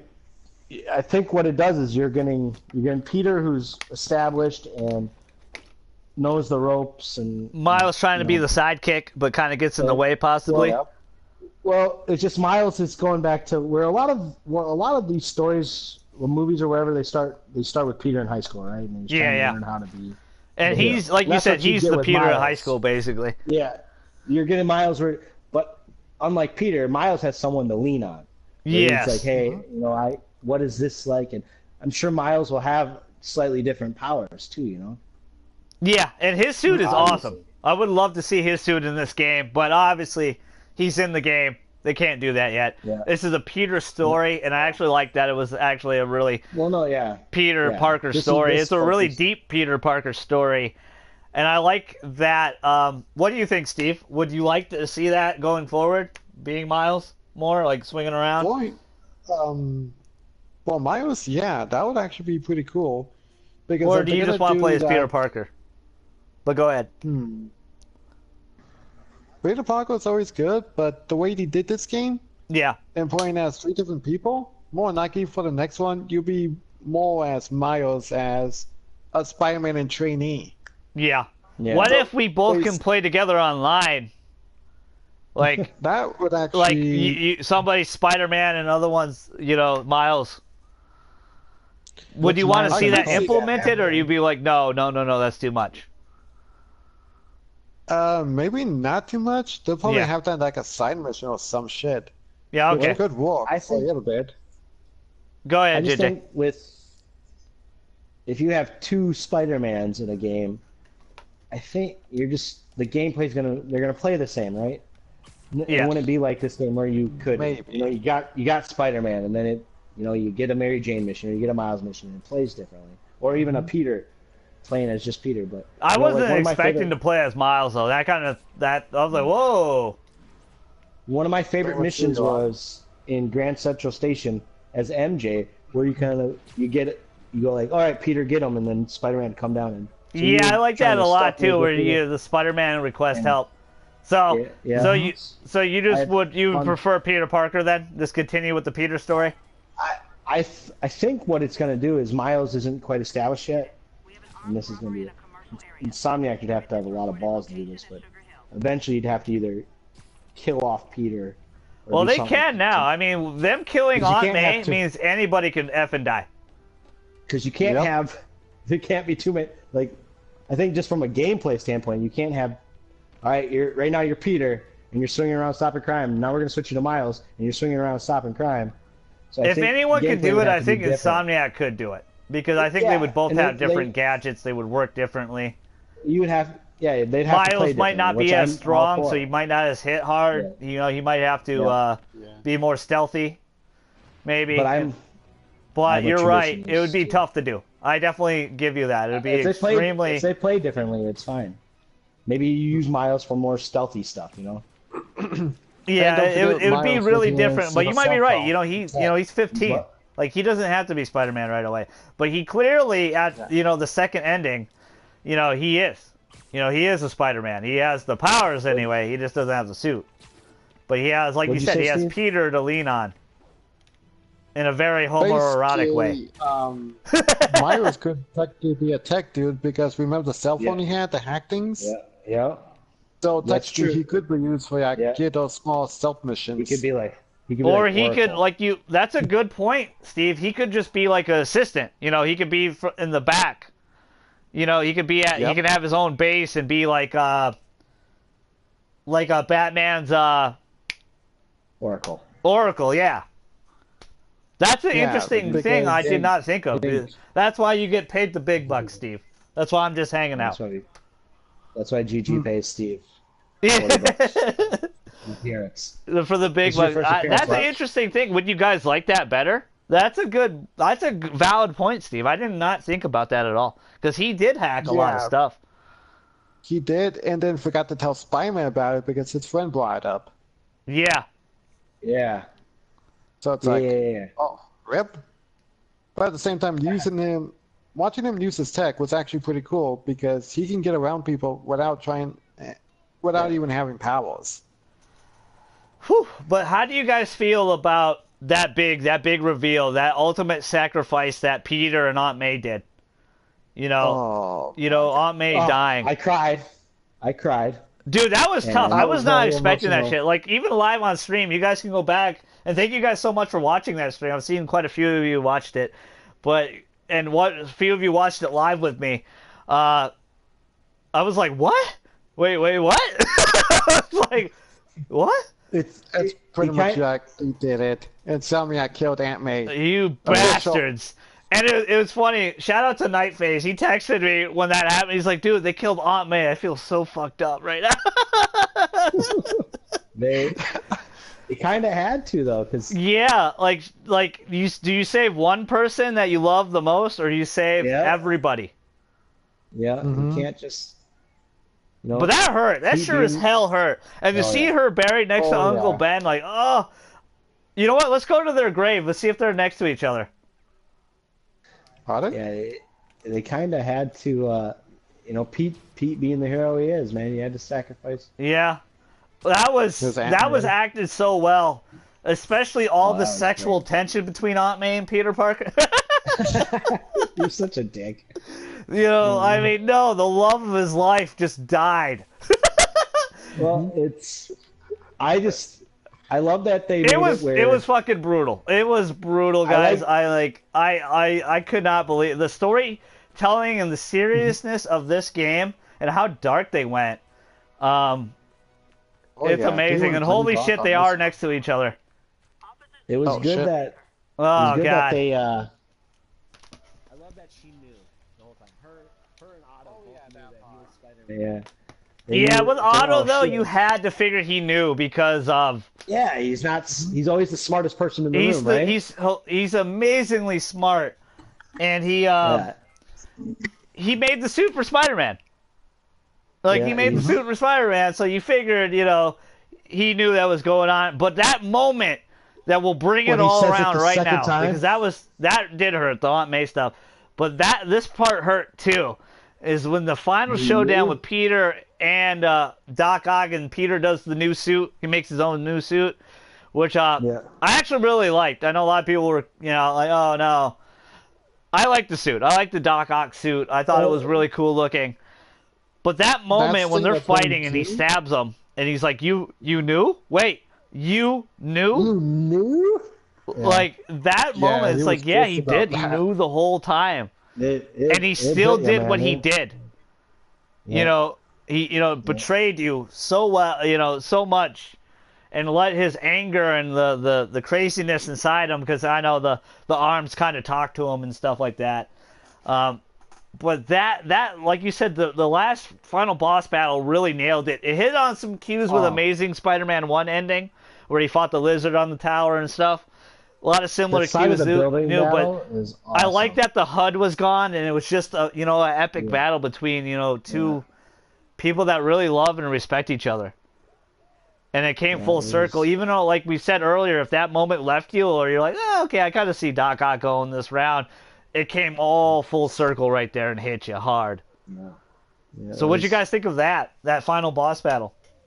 Oh, it hits you, man. It hits you right in the stomach. Right in the jejunum. Right in your jejunum. This motherfucker. He knew Right in I the was gonads, Peter, to be honest. He still fucking did all this shit. Go ahead, Steve. What'd you think of that end? Like, what'd you think of that final confrontation with Doc Ock and the emotional weight? It was a pretty fun boss fight, but at the same time, he knew that was literally a hit in the gonads. Yeah, it was, man. That hurt. The way, shout out to Yuri. The way he delivered that line was amazing, because it's like, wait, you knew, like he said it twice, like it was amazing. And I forgot to mention his wife Yuri. I mean, I'm sorry, his wife voices Yuri in this game. Yep. And she also voices Yukiko in Persona 4, which is completely different voice. So shout out to her. She has an amazing vocal range. Another Persona Peep reference there. Like, wow, they're all over the place, man. But that really hit. Good storytelling, man. That really great storytelling. And then the ultimate, right after that, you get the serum to heal everybody, because the dragon's breath was a big focal point of the game, was, this disease that powers up people. And the reason why Martin Lee really hated Norman Osborn is because he, turned him into Mr. Negative. And he murdered his parents with his negative powers. That's why you gotta turn into Mr. Positive, though.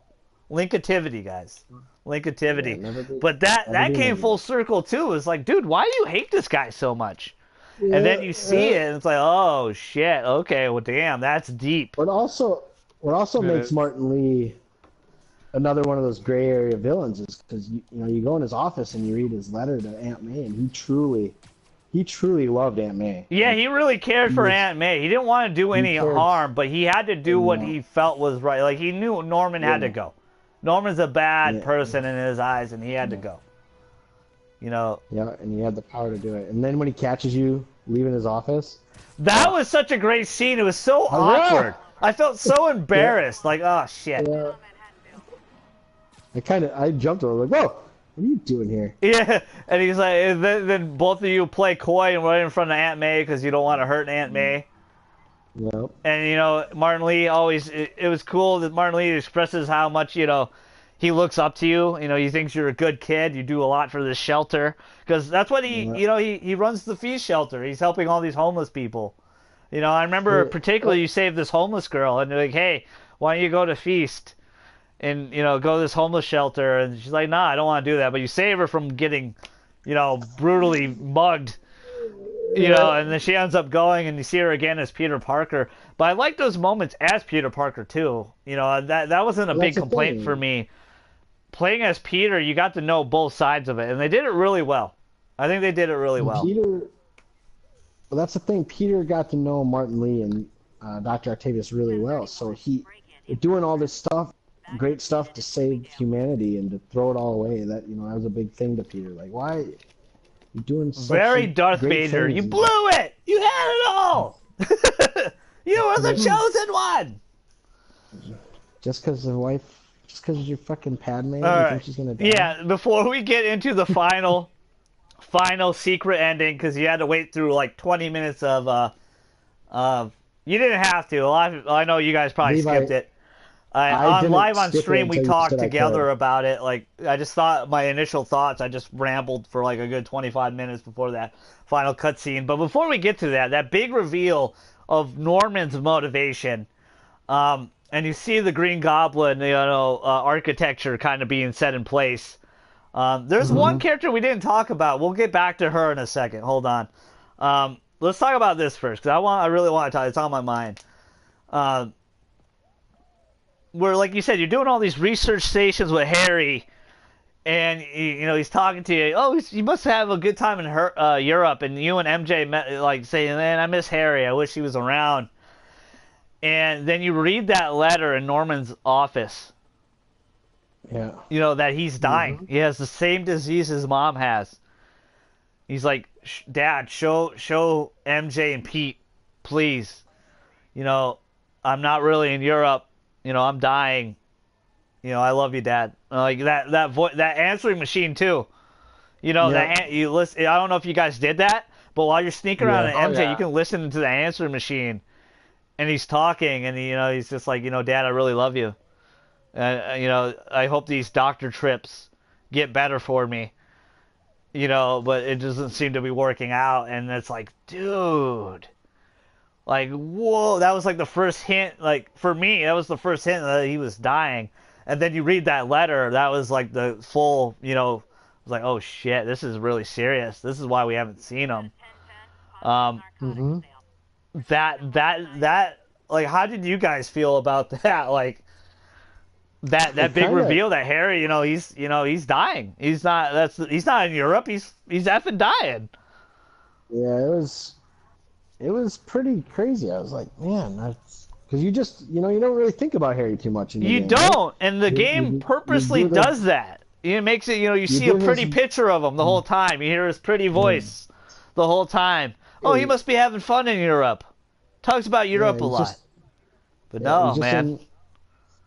Just in a research, doing a research station. So he's kind of he's in the back of your mind, but he's not in the front. And then when like you said, when you go to Norman's penthouse and you listen to the voicemail and read the letters and. What did you think of that, Steve? Did that impact you at all? It was kind of shocking just to find out when you were playing as MJ of what was really going on with Harry and why no one heard from him. Yeah, it was. It was deep. Like, there's a lot of deep cuts in this game, and it's like, damn, like you're not expecting. You're expecting, because the first part of the story is very innocent. He's just Spider-Man doing his job. Catching bad guys like Shocker and Kingpin. He's just hanging out. No serious weight yet. And there's that really cute moment where he's texting MJ, like they're having that awkward conversation with each other. And he's trying to figure out what to text her. Like, oh, yeah. She's like, because they thought they were getting back together, and she's like, no, I just want to be your partner. And he took it as, oh, you want to be boyfriend and girlfriend again? Well, you want a tongue and stuff. You want to make out. Yeah. But she's like, no, like, no, I don't want to be that. Like, that was a really fun moment when they were texting and stuff. So we'll get to the secret ending right now, because we just talked about Harry. We got it out of the way. And I'm going to let JJ introduce this. Let JJ just walk right into this. What was that secret ending? All right, so you pan to Norman in his secret office that you went in as MJ. And when you go in there as MJ, you see this big tank thing, but you can't open it or do anything with it. Yeah. It opens up, and a big green liquid, you see Harry there. And Norman's talking to him about how he's going to save him. No matter what it takes, he's going to save him. So it turns out Harry was never in Europe. He's been in this big tanker thing. So then Norman tells him he loves him, puts his hand against the glass. And then what looks like the symbiote reaches and touches the glass like it's Harry's hand touching Norman's hand. Well, no, it's just the symbiote just reaches out. Like, when you open it, you see that big reveal. The symbiote parasite's feeding off him, but it didn't exactly bond to him yet. Like, it's not... No. But it's an emotional thing. It is. It is bonding with Harry. It is. So it's like they're putting their hands together. And it's also like a foreshadowing a little bit of the green on his face. Venom. The green on his face a little bit, like on Norman's face. It might be like a little bit of foreshadowing that, hey, he might be Green Goblin, and we don't know it yet. Because you find that tech and you find the plans of the the glider and everything. If you explore that part, some of you might not have explored that, but I did. I explored every damn detail.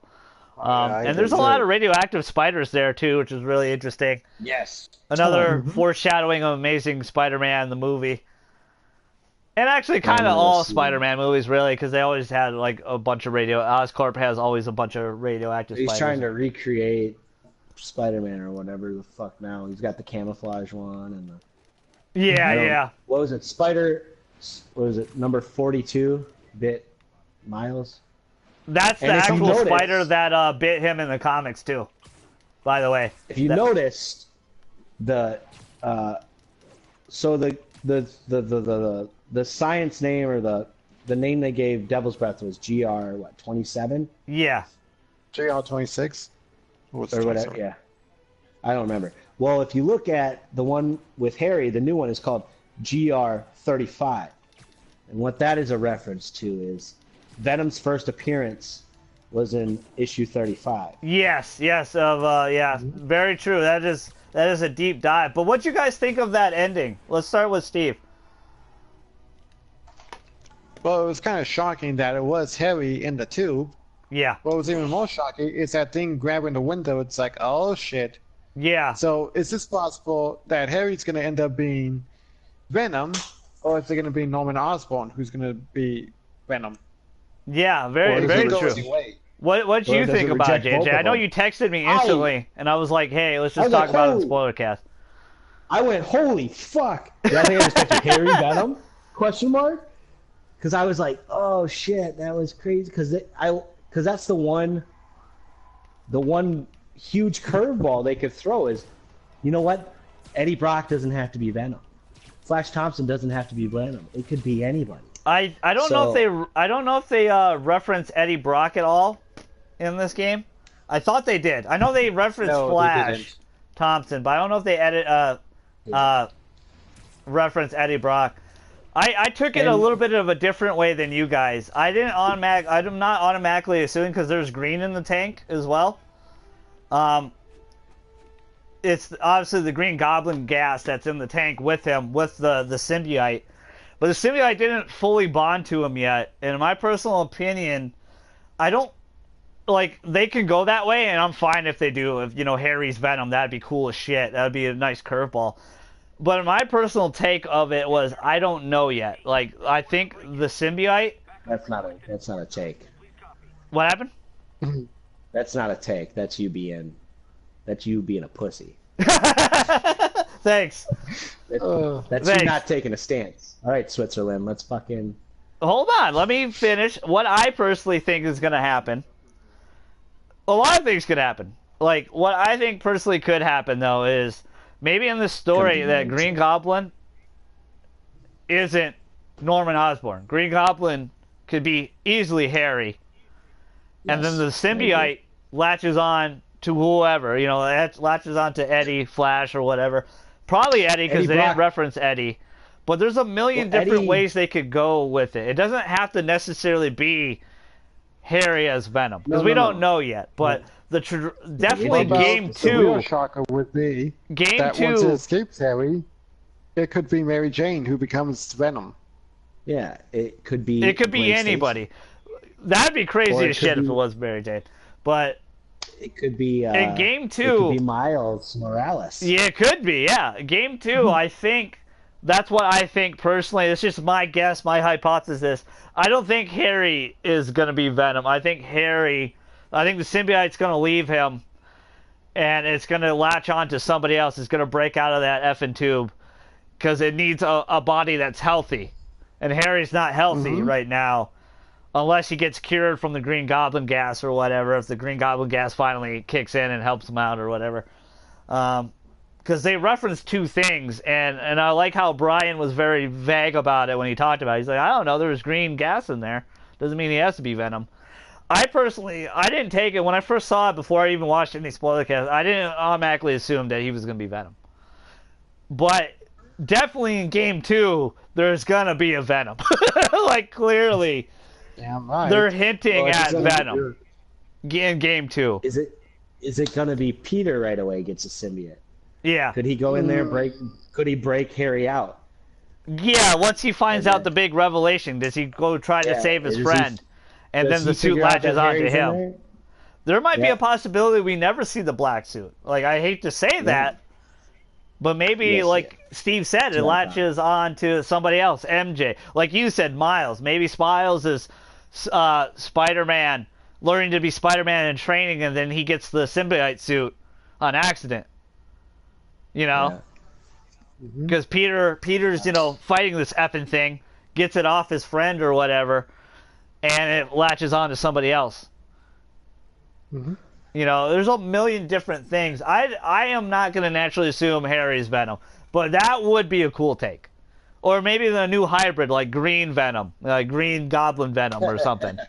Like something weird. Because I remember in the Spider-Man PS1 game when they had Doc Carnage, where the Carnage symbiote went on Doc Ock at the end, and you fought a symbiote version of Doc Ock. Which was pretty cool. Amazing Spider-Man 2, where the symbiote attaches to people. I think you're talking about Web of Shadow, because that one was a theory about that. I thought in the second Amazing Spider-Man, there's a mission where you go through like a courthouse or a courtyard, and there's just fucking. You might be right, because that was Amazing Spider-Man 2, the video game. If you guys didn't know, the final boss was Carnage. Yeah. It dealt with symbiotes. I don't know if they had Venom in it though. I don't think Venom was in the game. I think it was Carnage. Yeah, but I'm just trying to think if. Yeah, I don't remember. I think it was Carnage for sure. But what would you guys want? What would you guys want in Game 2? Would you want Harry to be Venom? Because again, I didn't take it that way. I could take it or leave it. I mean, I think as a storytelling thing, you need a twist, because what you did is you put the idea in people's head that, hey, there's a symbiote in there with Harry. So if you can twist that and do something. But look at the story already, and look how many deep cuts and how different they were already. Like, I don't feel like because they throw something at you right away that it's gonna be that way. I don't think that's the Insomniac way. I think they're gonna set something else up. That's not storytelling way either. You want to. It's like a magician, man. Sleight of hand. Hey, we're showing you something. Yeah. And then we're gonna flip it on you. But I that's how I really view it. I really think it will latch on to somebody else. What do you think, Steve? Where do you want it to go? Honestly, it could go either way, because this storytelling is pretty good the way they're doing it. Yeah. But what do you want? I don't care what they're gonna do. What do you want? What do you want to see? Well, how do you want to see Venom portrayed in this universe? Well, if they do it anyway, that's gonna be the first time anyone's gonna be Venom. Yeah. So it could go either way. It could be Norman Osborn, which would be fucking awesome. Yeah, that's very true. In this universe, Venom is not real yet. He's not. Yeah. He's not established. That's a great point. And I also think it's got to go to someone who either hates Peter or hates Spider-Man. It gives Venom that drive to really go after him. Yeah, and I don't think it's Harry. So it can't just. I don't think Harry hates Peter yet. Unless it has to be someone who has a deep-seated Unless hatred. Harry doesn't know he's Spider-Man. Right? Like, but a lot of people seem to know he's Spider-Man. Like Aunt May knew he was Spider-Man. Doc Ock knew he was Spider-Man. So now every villain's gonna know. MJ knows he's Spider-Man. Yeah. So a lot of people know that he's the Man Spider. I think it's just so many endless possibilities. I cannot wait for game, the second game. That if they made this game in 3 years, this easily we could see it in the opening game on PlayStation 5. Oh yeah, the thing that would be a big twist if the symbiote was actually J. Jonah Jameson. Oh, with Venom. That'd be dope. Yeah, that'd be interesting. I like it because he really does. That'd be awesome. Everything you do. Spider-Man. It's funny. All the callers call in and defend you, and he's like, "No, we twisted around. Spider-Man sucks. Spider-Man's garbage. He did this." That's a good call. Like that'd be awesome. That'd be interesting. I think there's a possibility of Eddie Brock still. Like I think there's a possibility that we don't know his story yet in this game.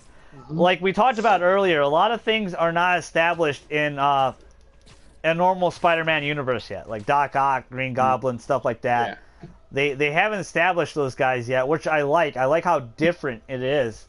It feels very different, and it feels unique, but not in a disrespectful way. It's done in the right way. It's done with a lot of love and care. It's not, oh, we're just gonna make this guy Venom because we said so. Like, that's not Insomniac.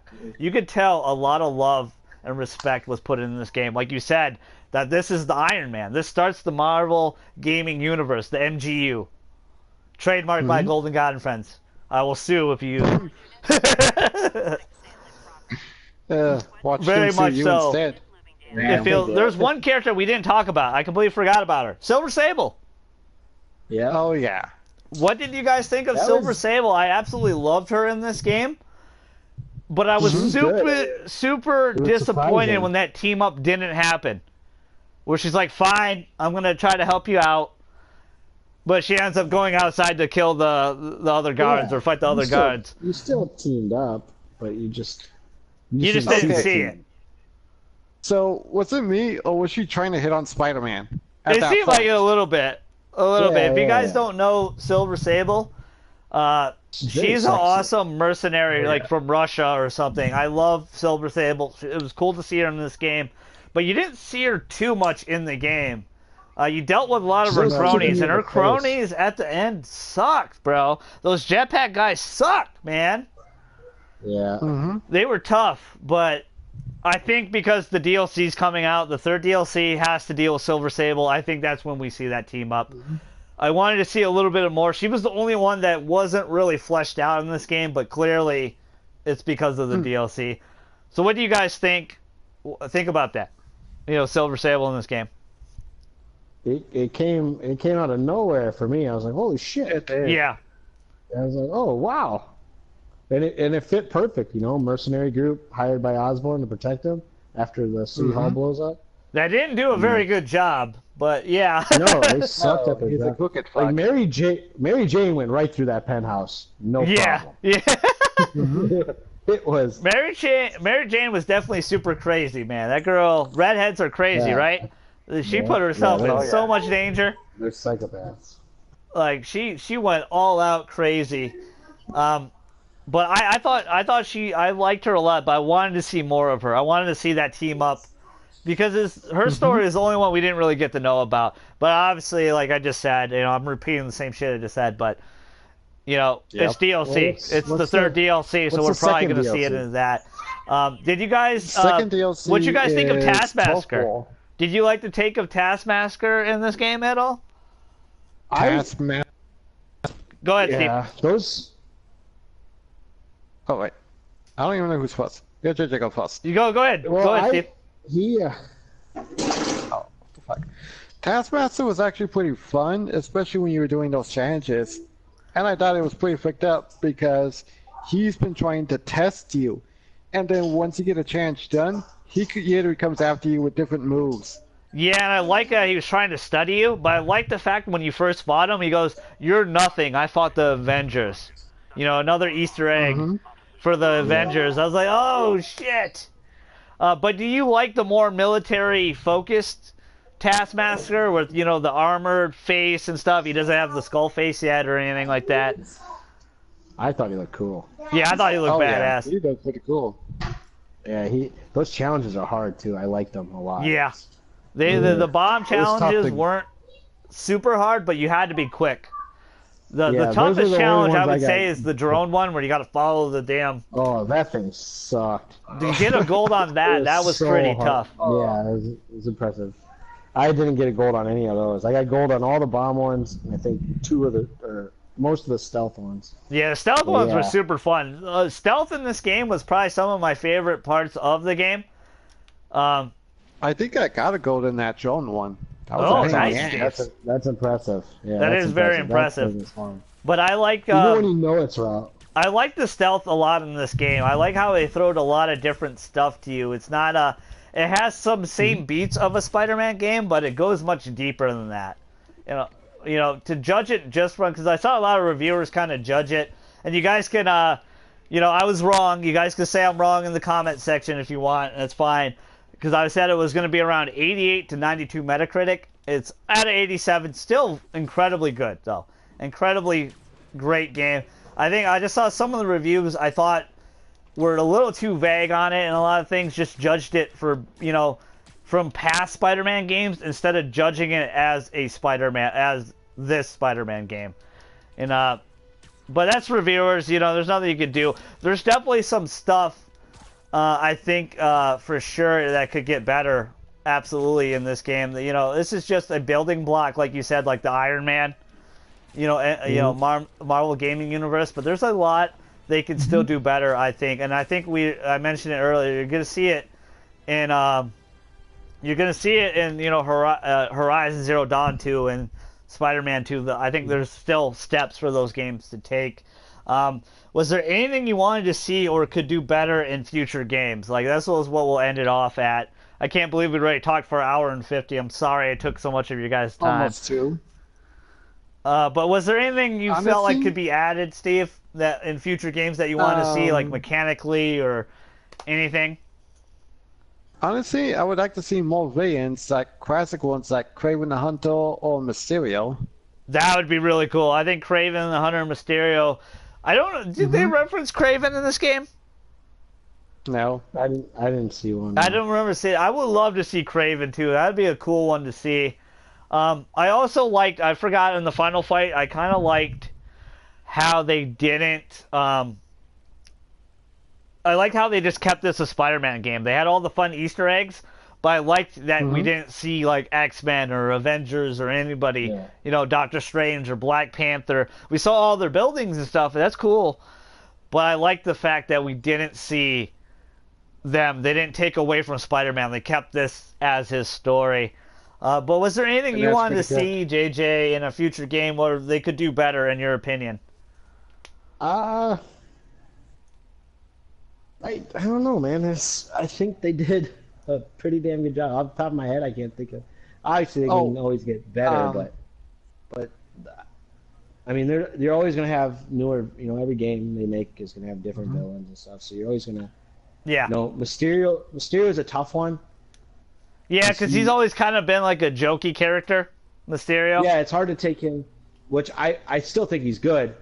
Like, I remember that boss battle in Spider-Man 2, where you give him like 3 health bars, and you're like, oh fuck, and then you just hit him once, he's dead.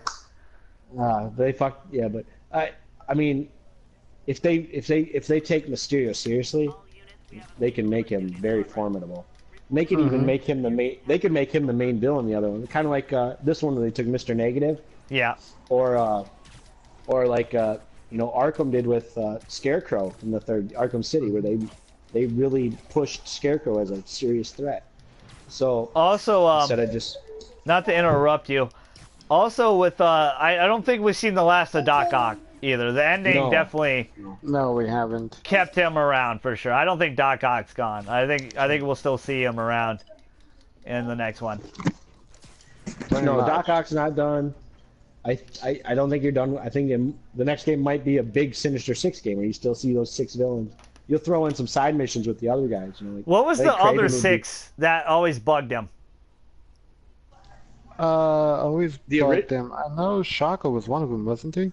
There was they had like a different name. I forgot. There was like another Sinister Six group. I forgot what they were called. Oh, I don't know. You might have to look that up, dude. Okay.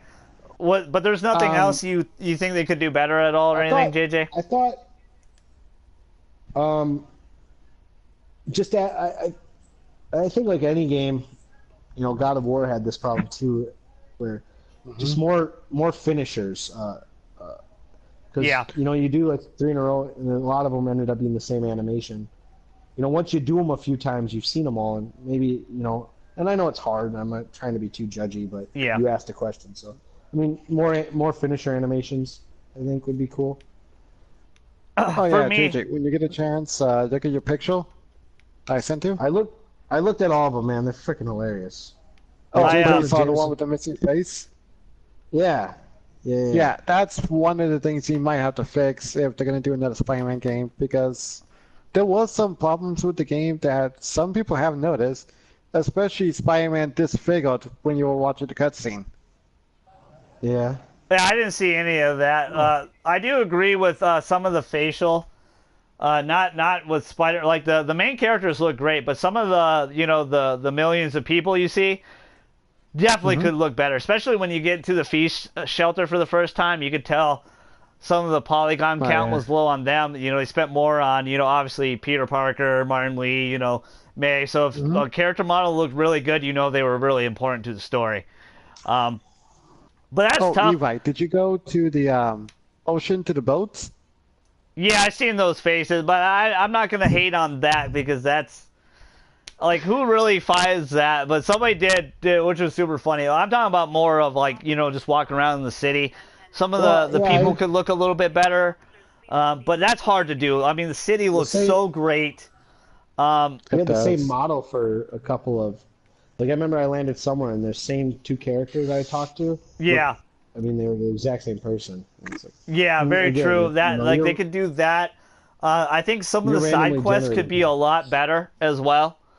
Some of the side missions were.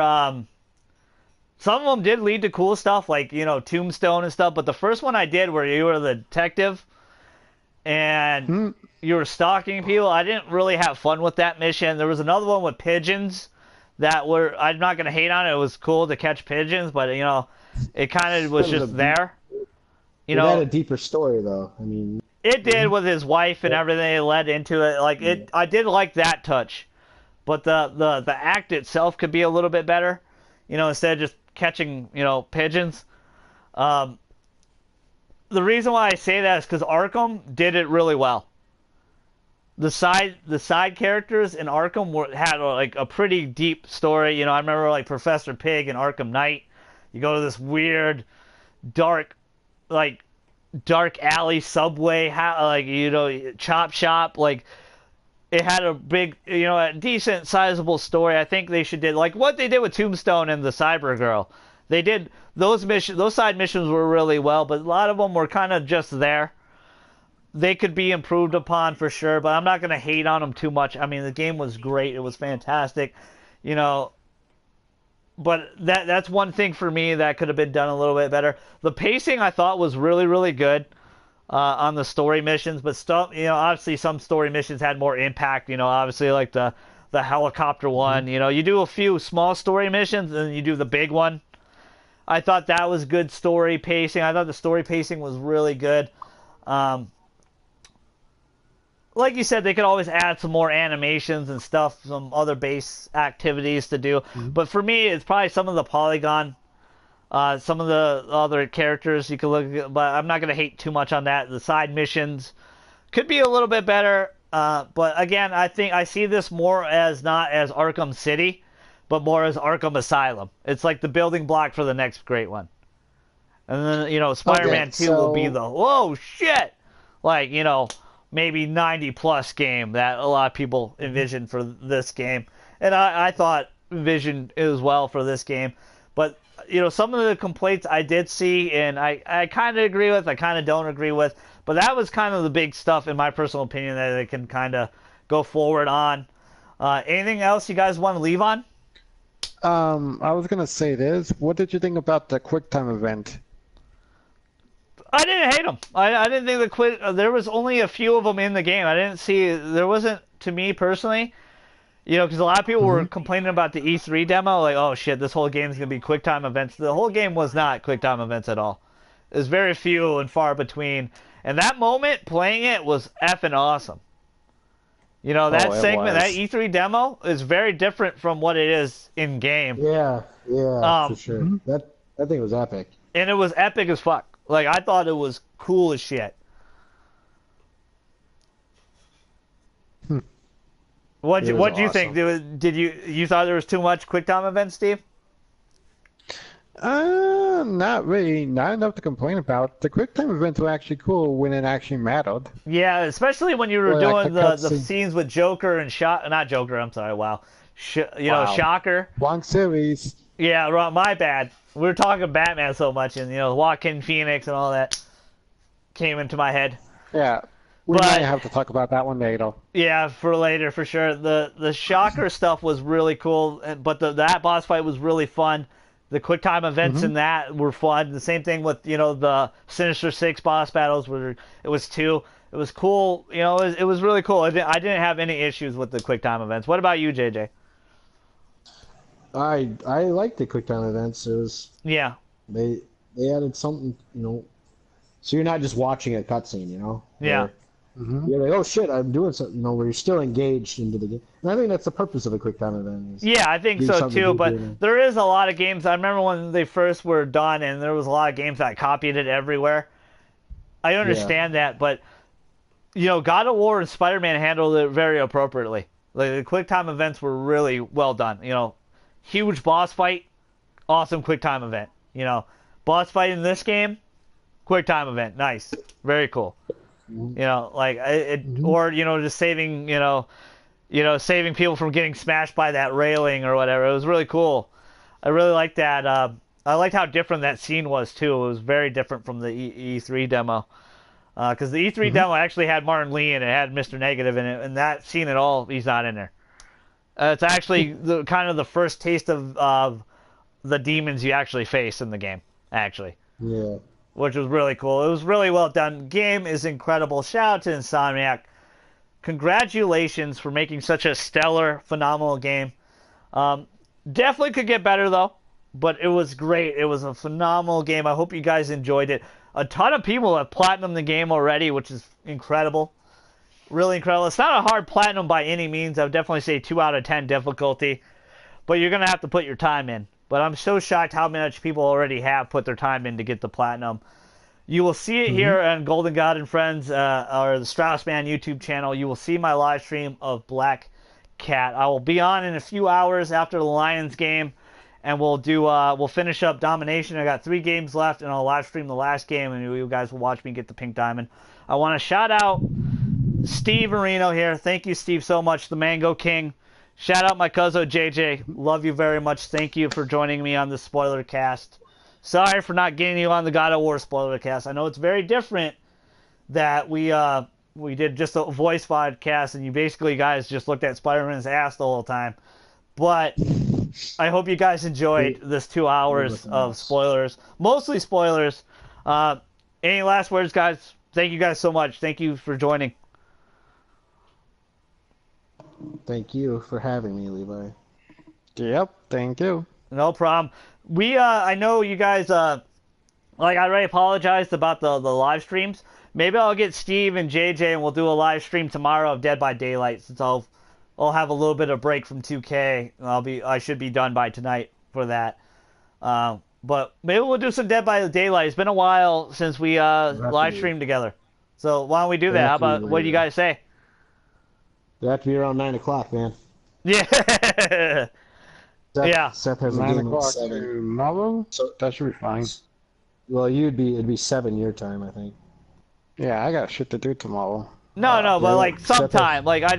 Sometime we'll stream some Dead by Daylight. It don't have to be tomorrow, but hey. You guys Tuesday down for that at great least? Yeah, I'll do it. All right. Tuesday's bad for me. I'm gonna go see my hero. Yeah, very true. Very true. But you're not gonna be out all night. Like you've probably seen it early, aren't you? No, it's gonna be like at 7:30, dude. Okay. Well, but that'd be like 9 o'clock my time, 9:30 my time or whatever. Or 10:30 actually. But thank you guys so much. Thanks to Steve and JJ for joining me. Thank you guys so much for supporting the channel so much. Sorry it's been a few days since I live streamed. And sorry if you guys don't know, my laptop went down. That's why I haven't done some reaction videos. I know some of you have wondered because there's some big, Tokyo Game Show has happened. There's some big reveals. There's a new Death Stranding trailer that just came out, and I heard it's epic. So it was. I'll try to get a reaction vid sometime, but laptop's down. I'm working on fixing it. My mom's letting me borrow hers occasionally. Facecam will be back shortly, but I really want to thank you guys so much for all the love and support, all the new subs, everybody that has joined this channel. I know it's kind of been basic lately, but thank you guys. It means a lot. Shout out to JJ and Steve for taking 2 hours of their time for joining me for the Spider-Man Spoilercast. But most importantly, I want to know what you guys think of Spider-Man, Marvel's Man Spider. Tell me down below what you think of the ending of the game? Did it hit you right, or did you want to see some more? What do you want to see from the game? Do you want to see more of Silver Sable, or Doc Ock, so forth? Thank you guys so much. Your fellow StraussMan, the GG, Steve Areno, and JJ. We're outie.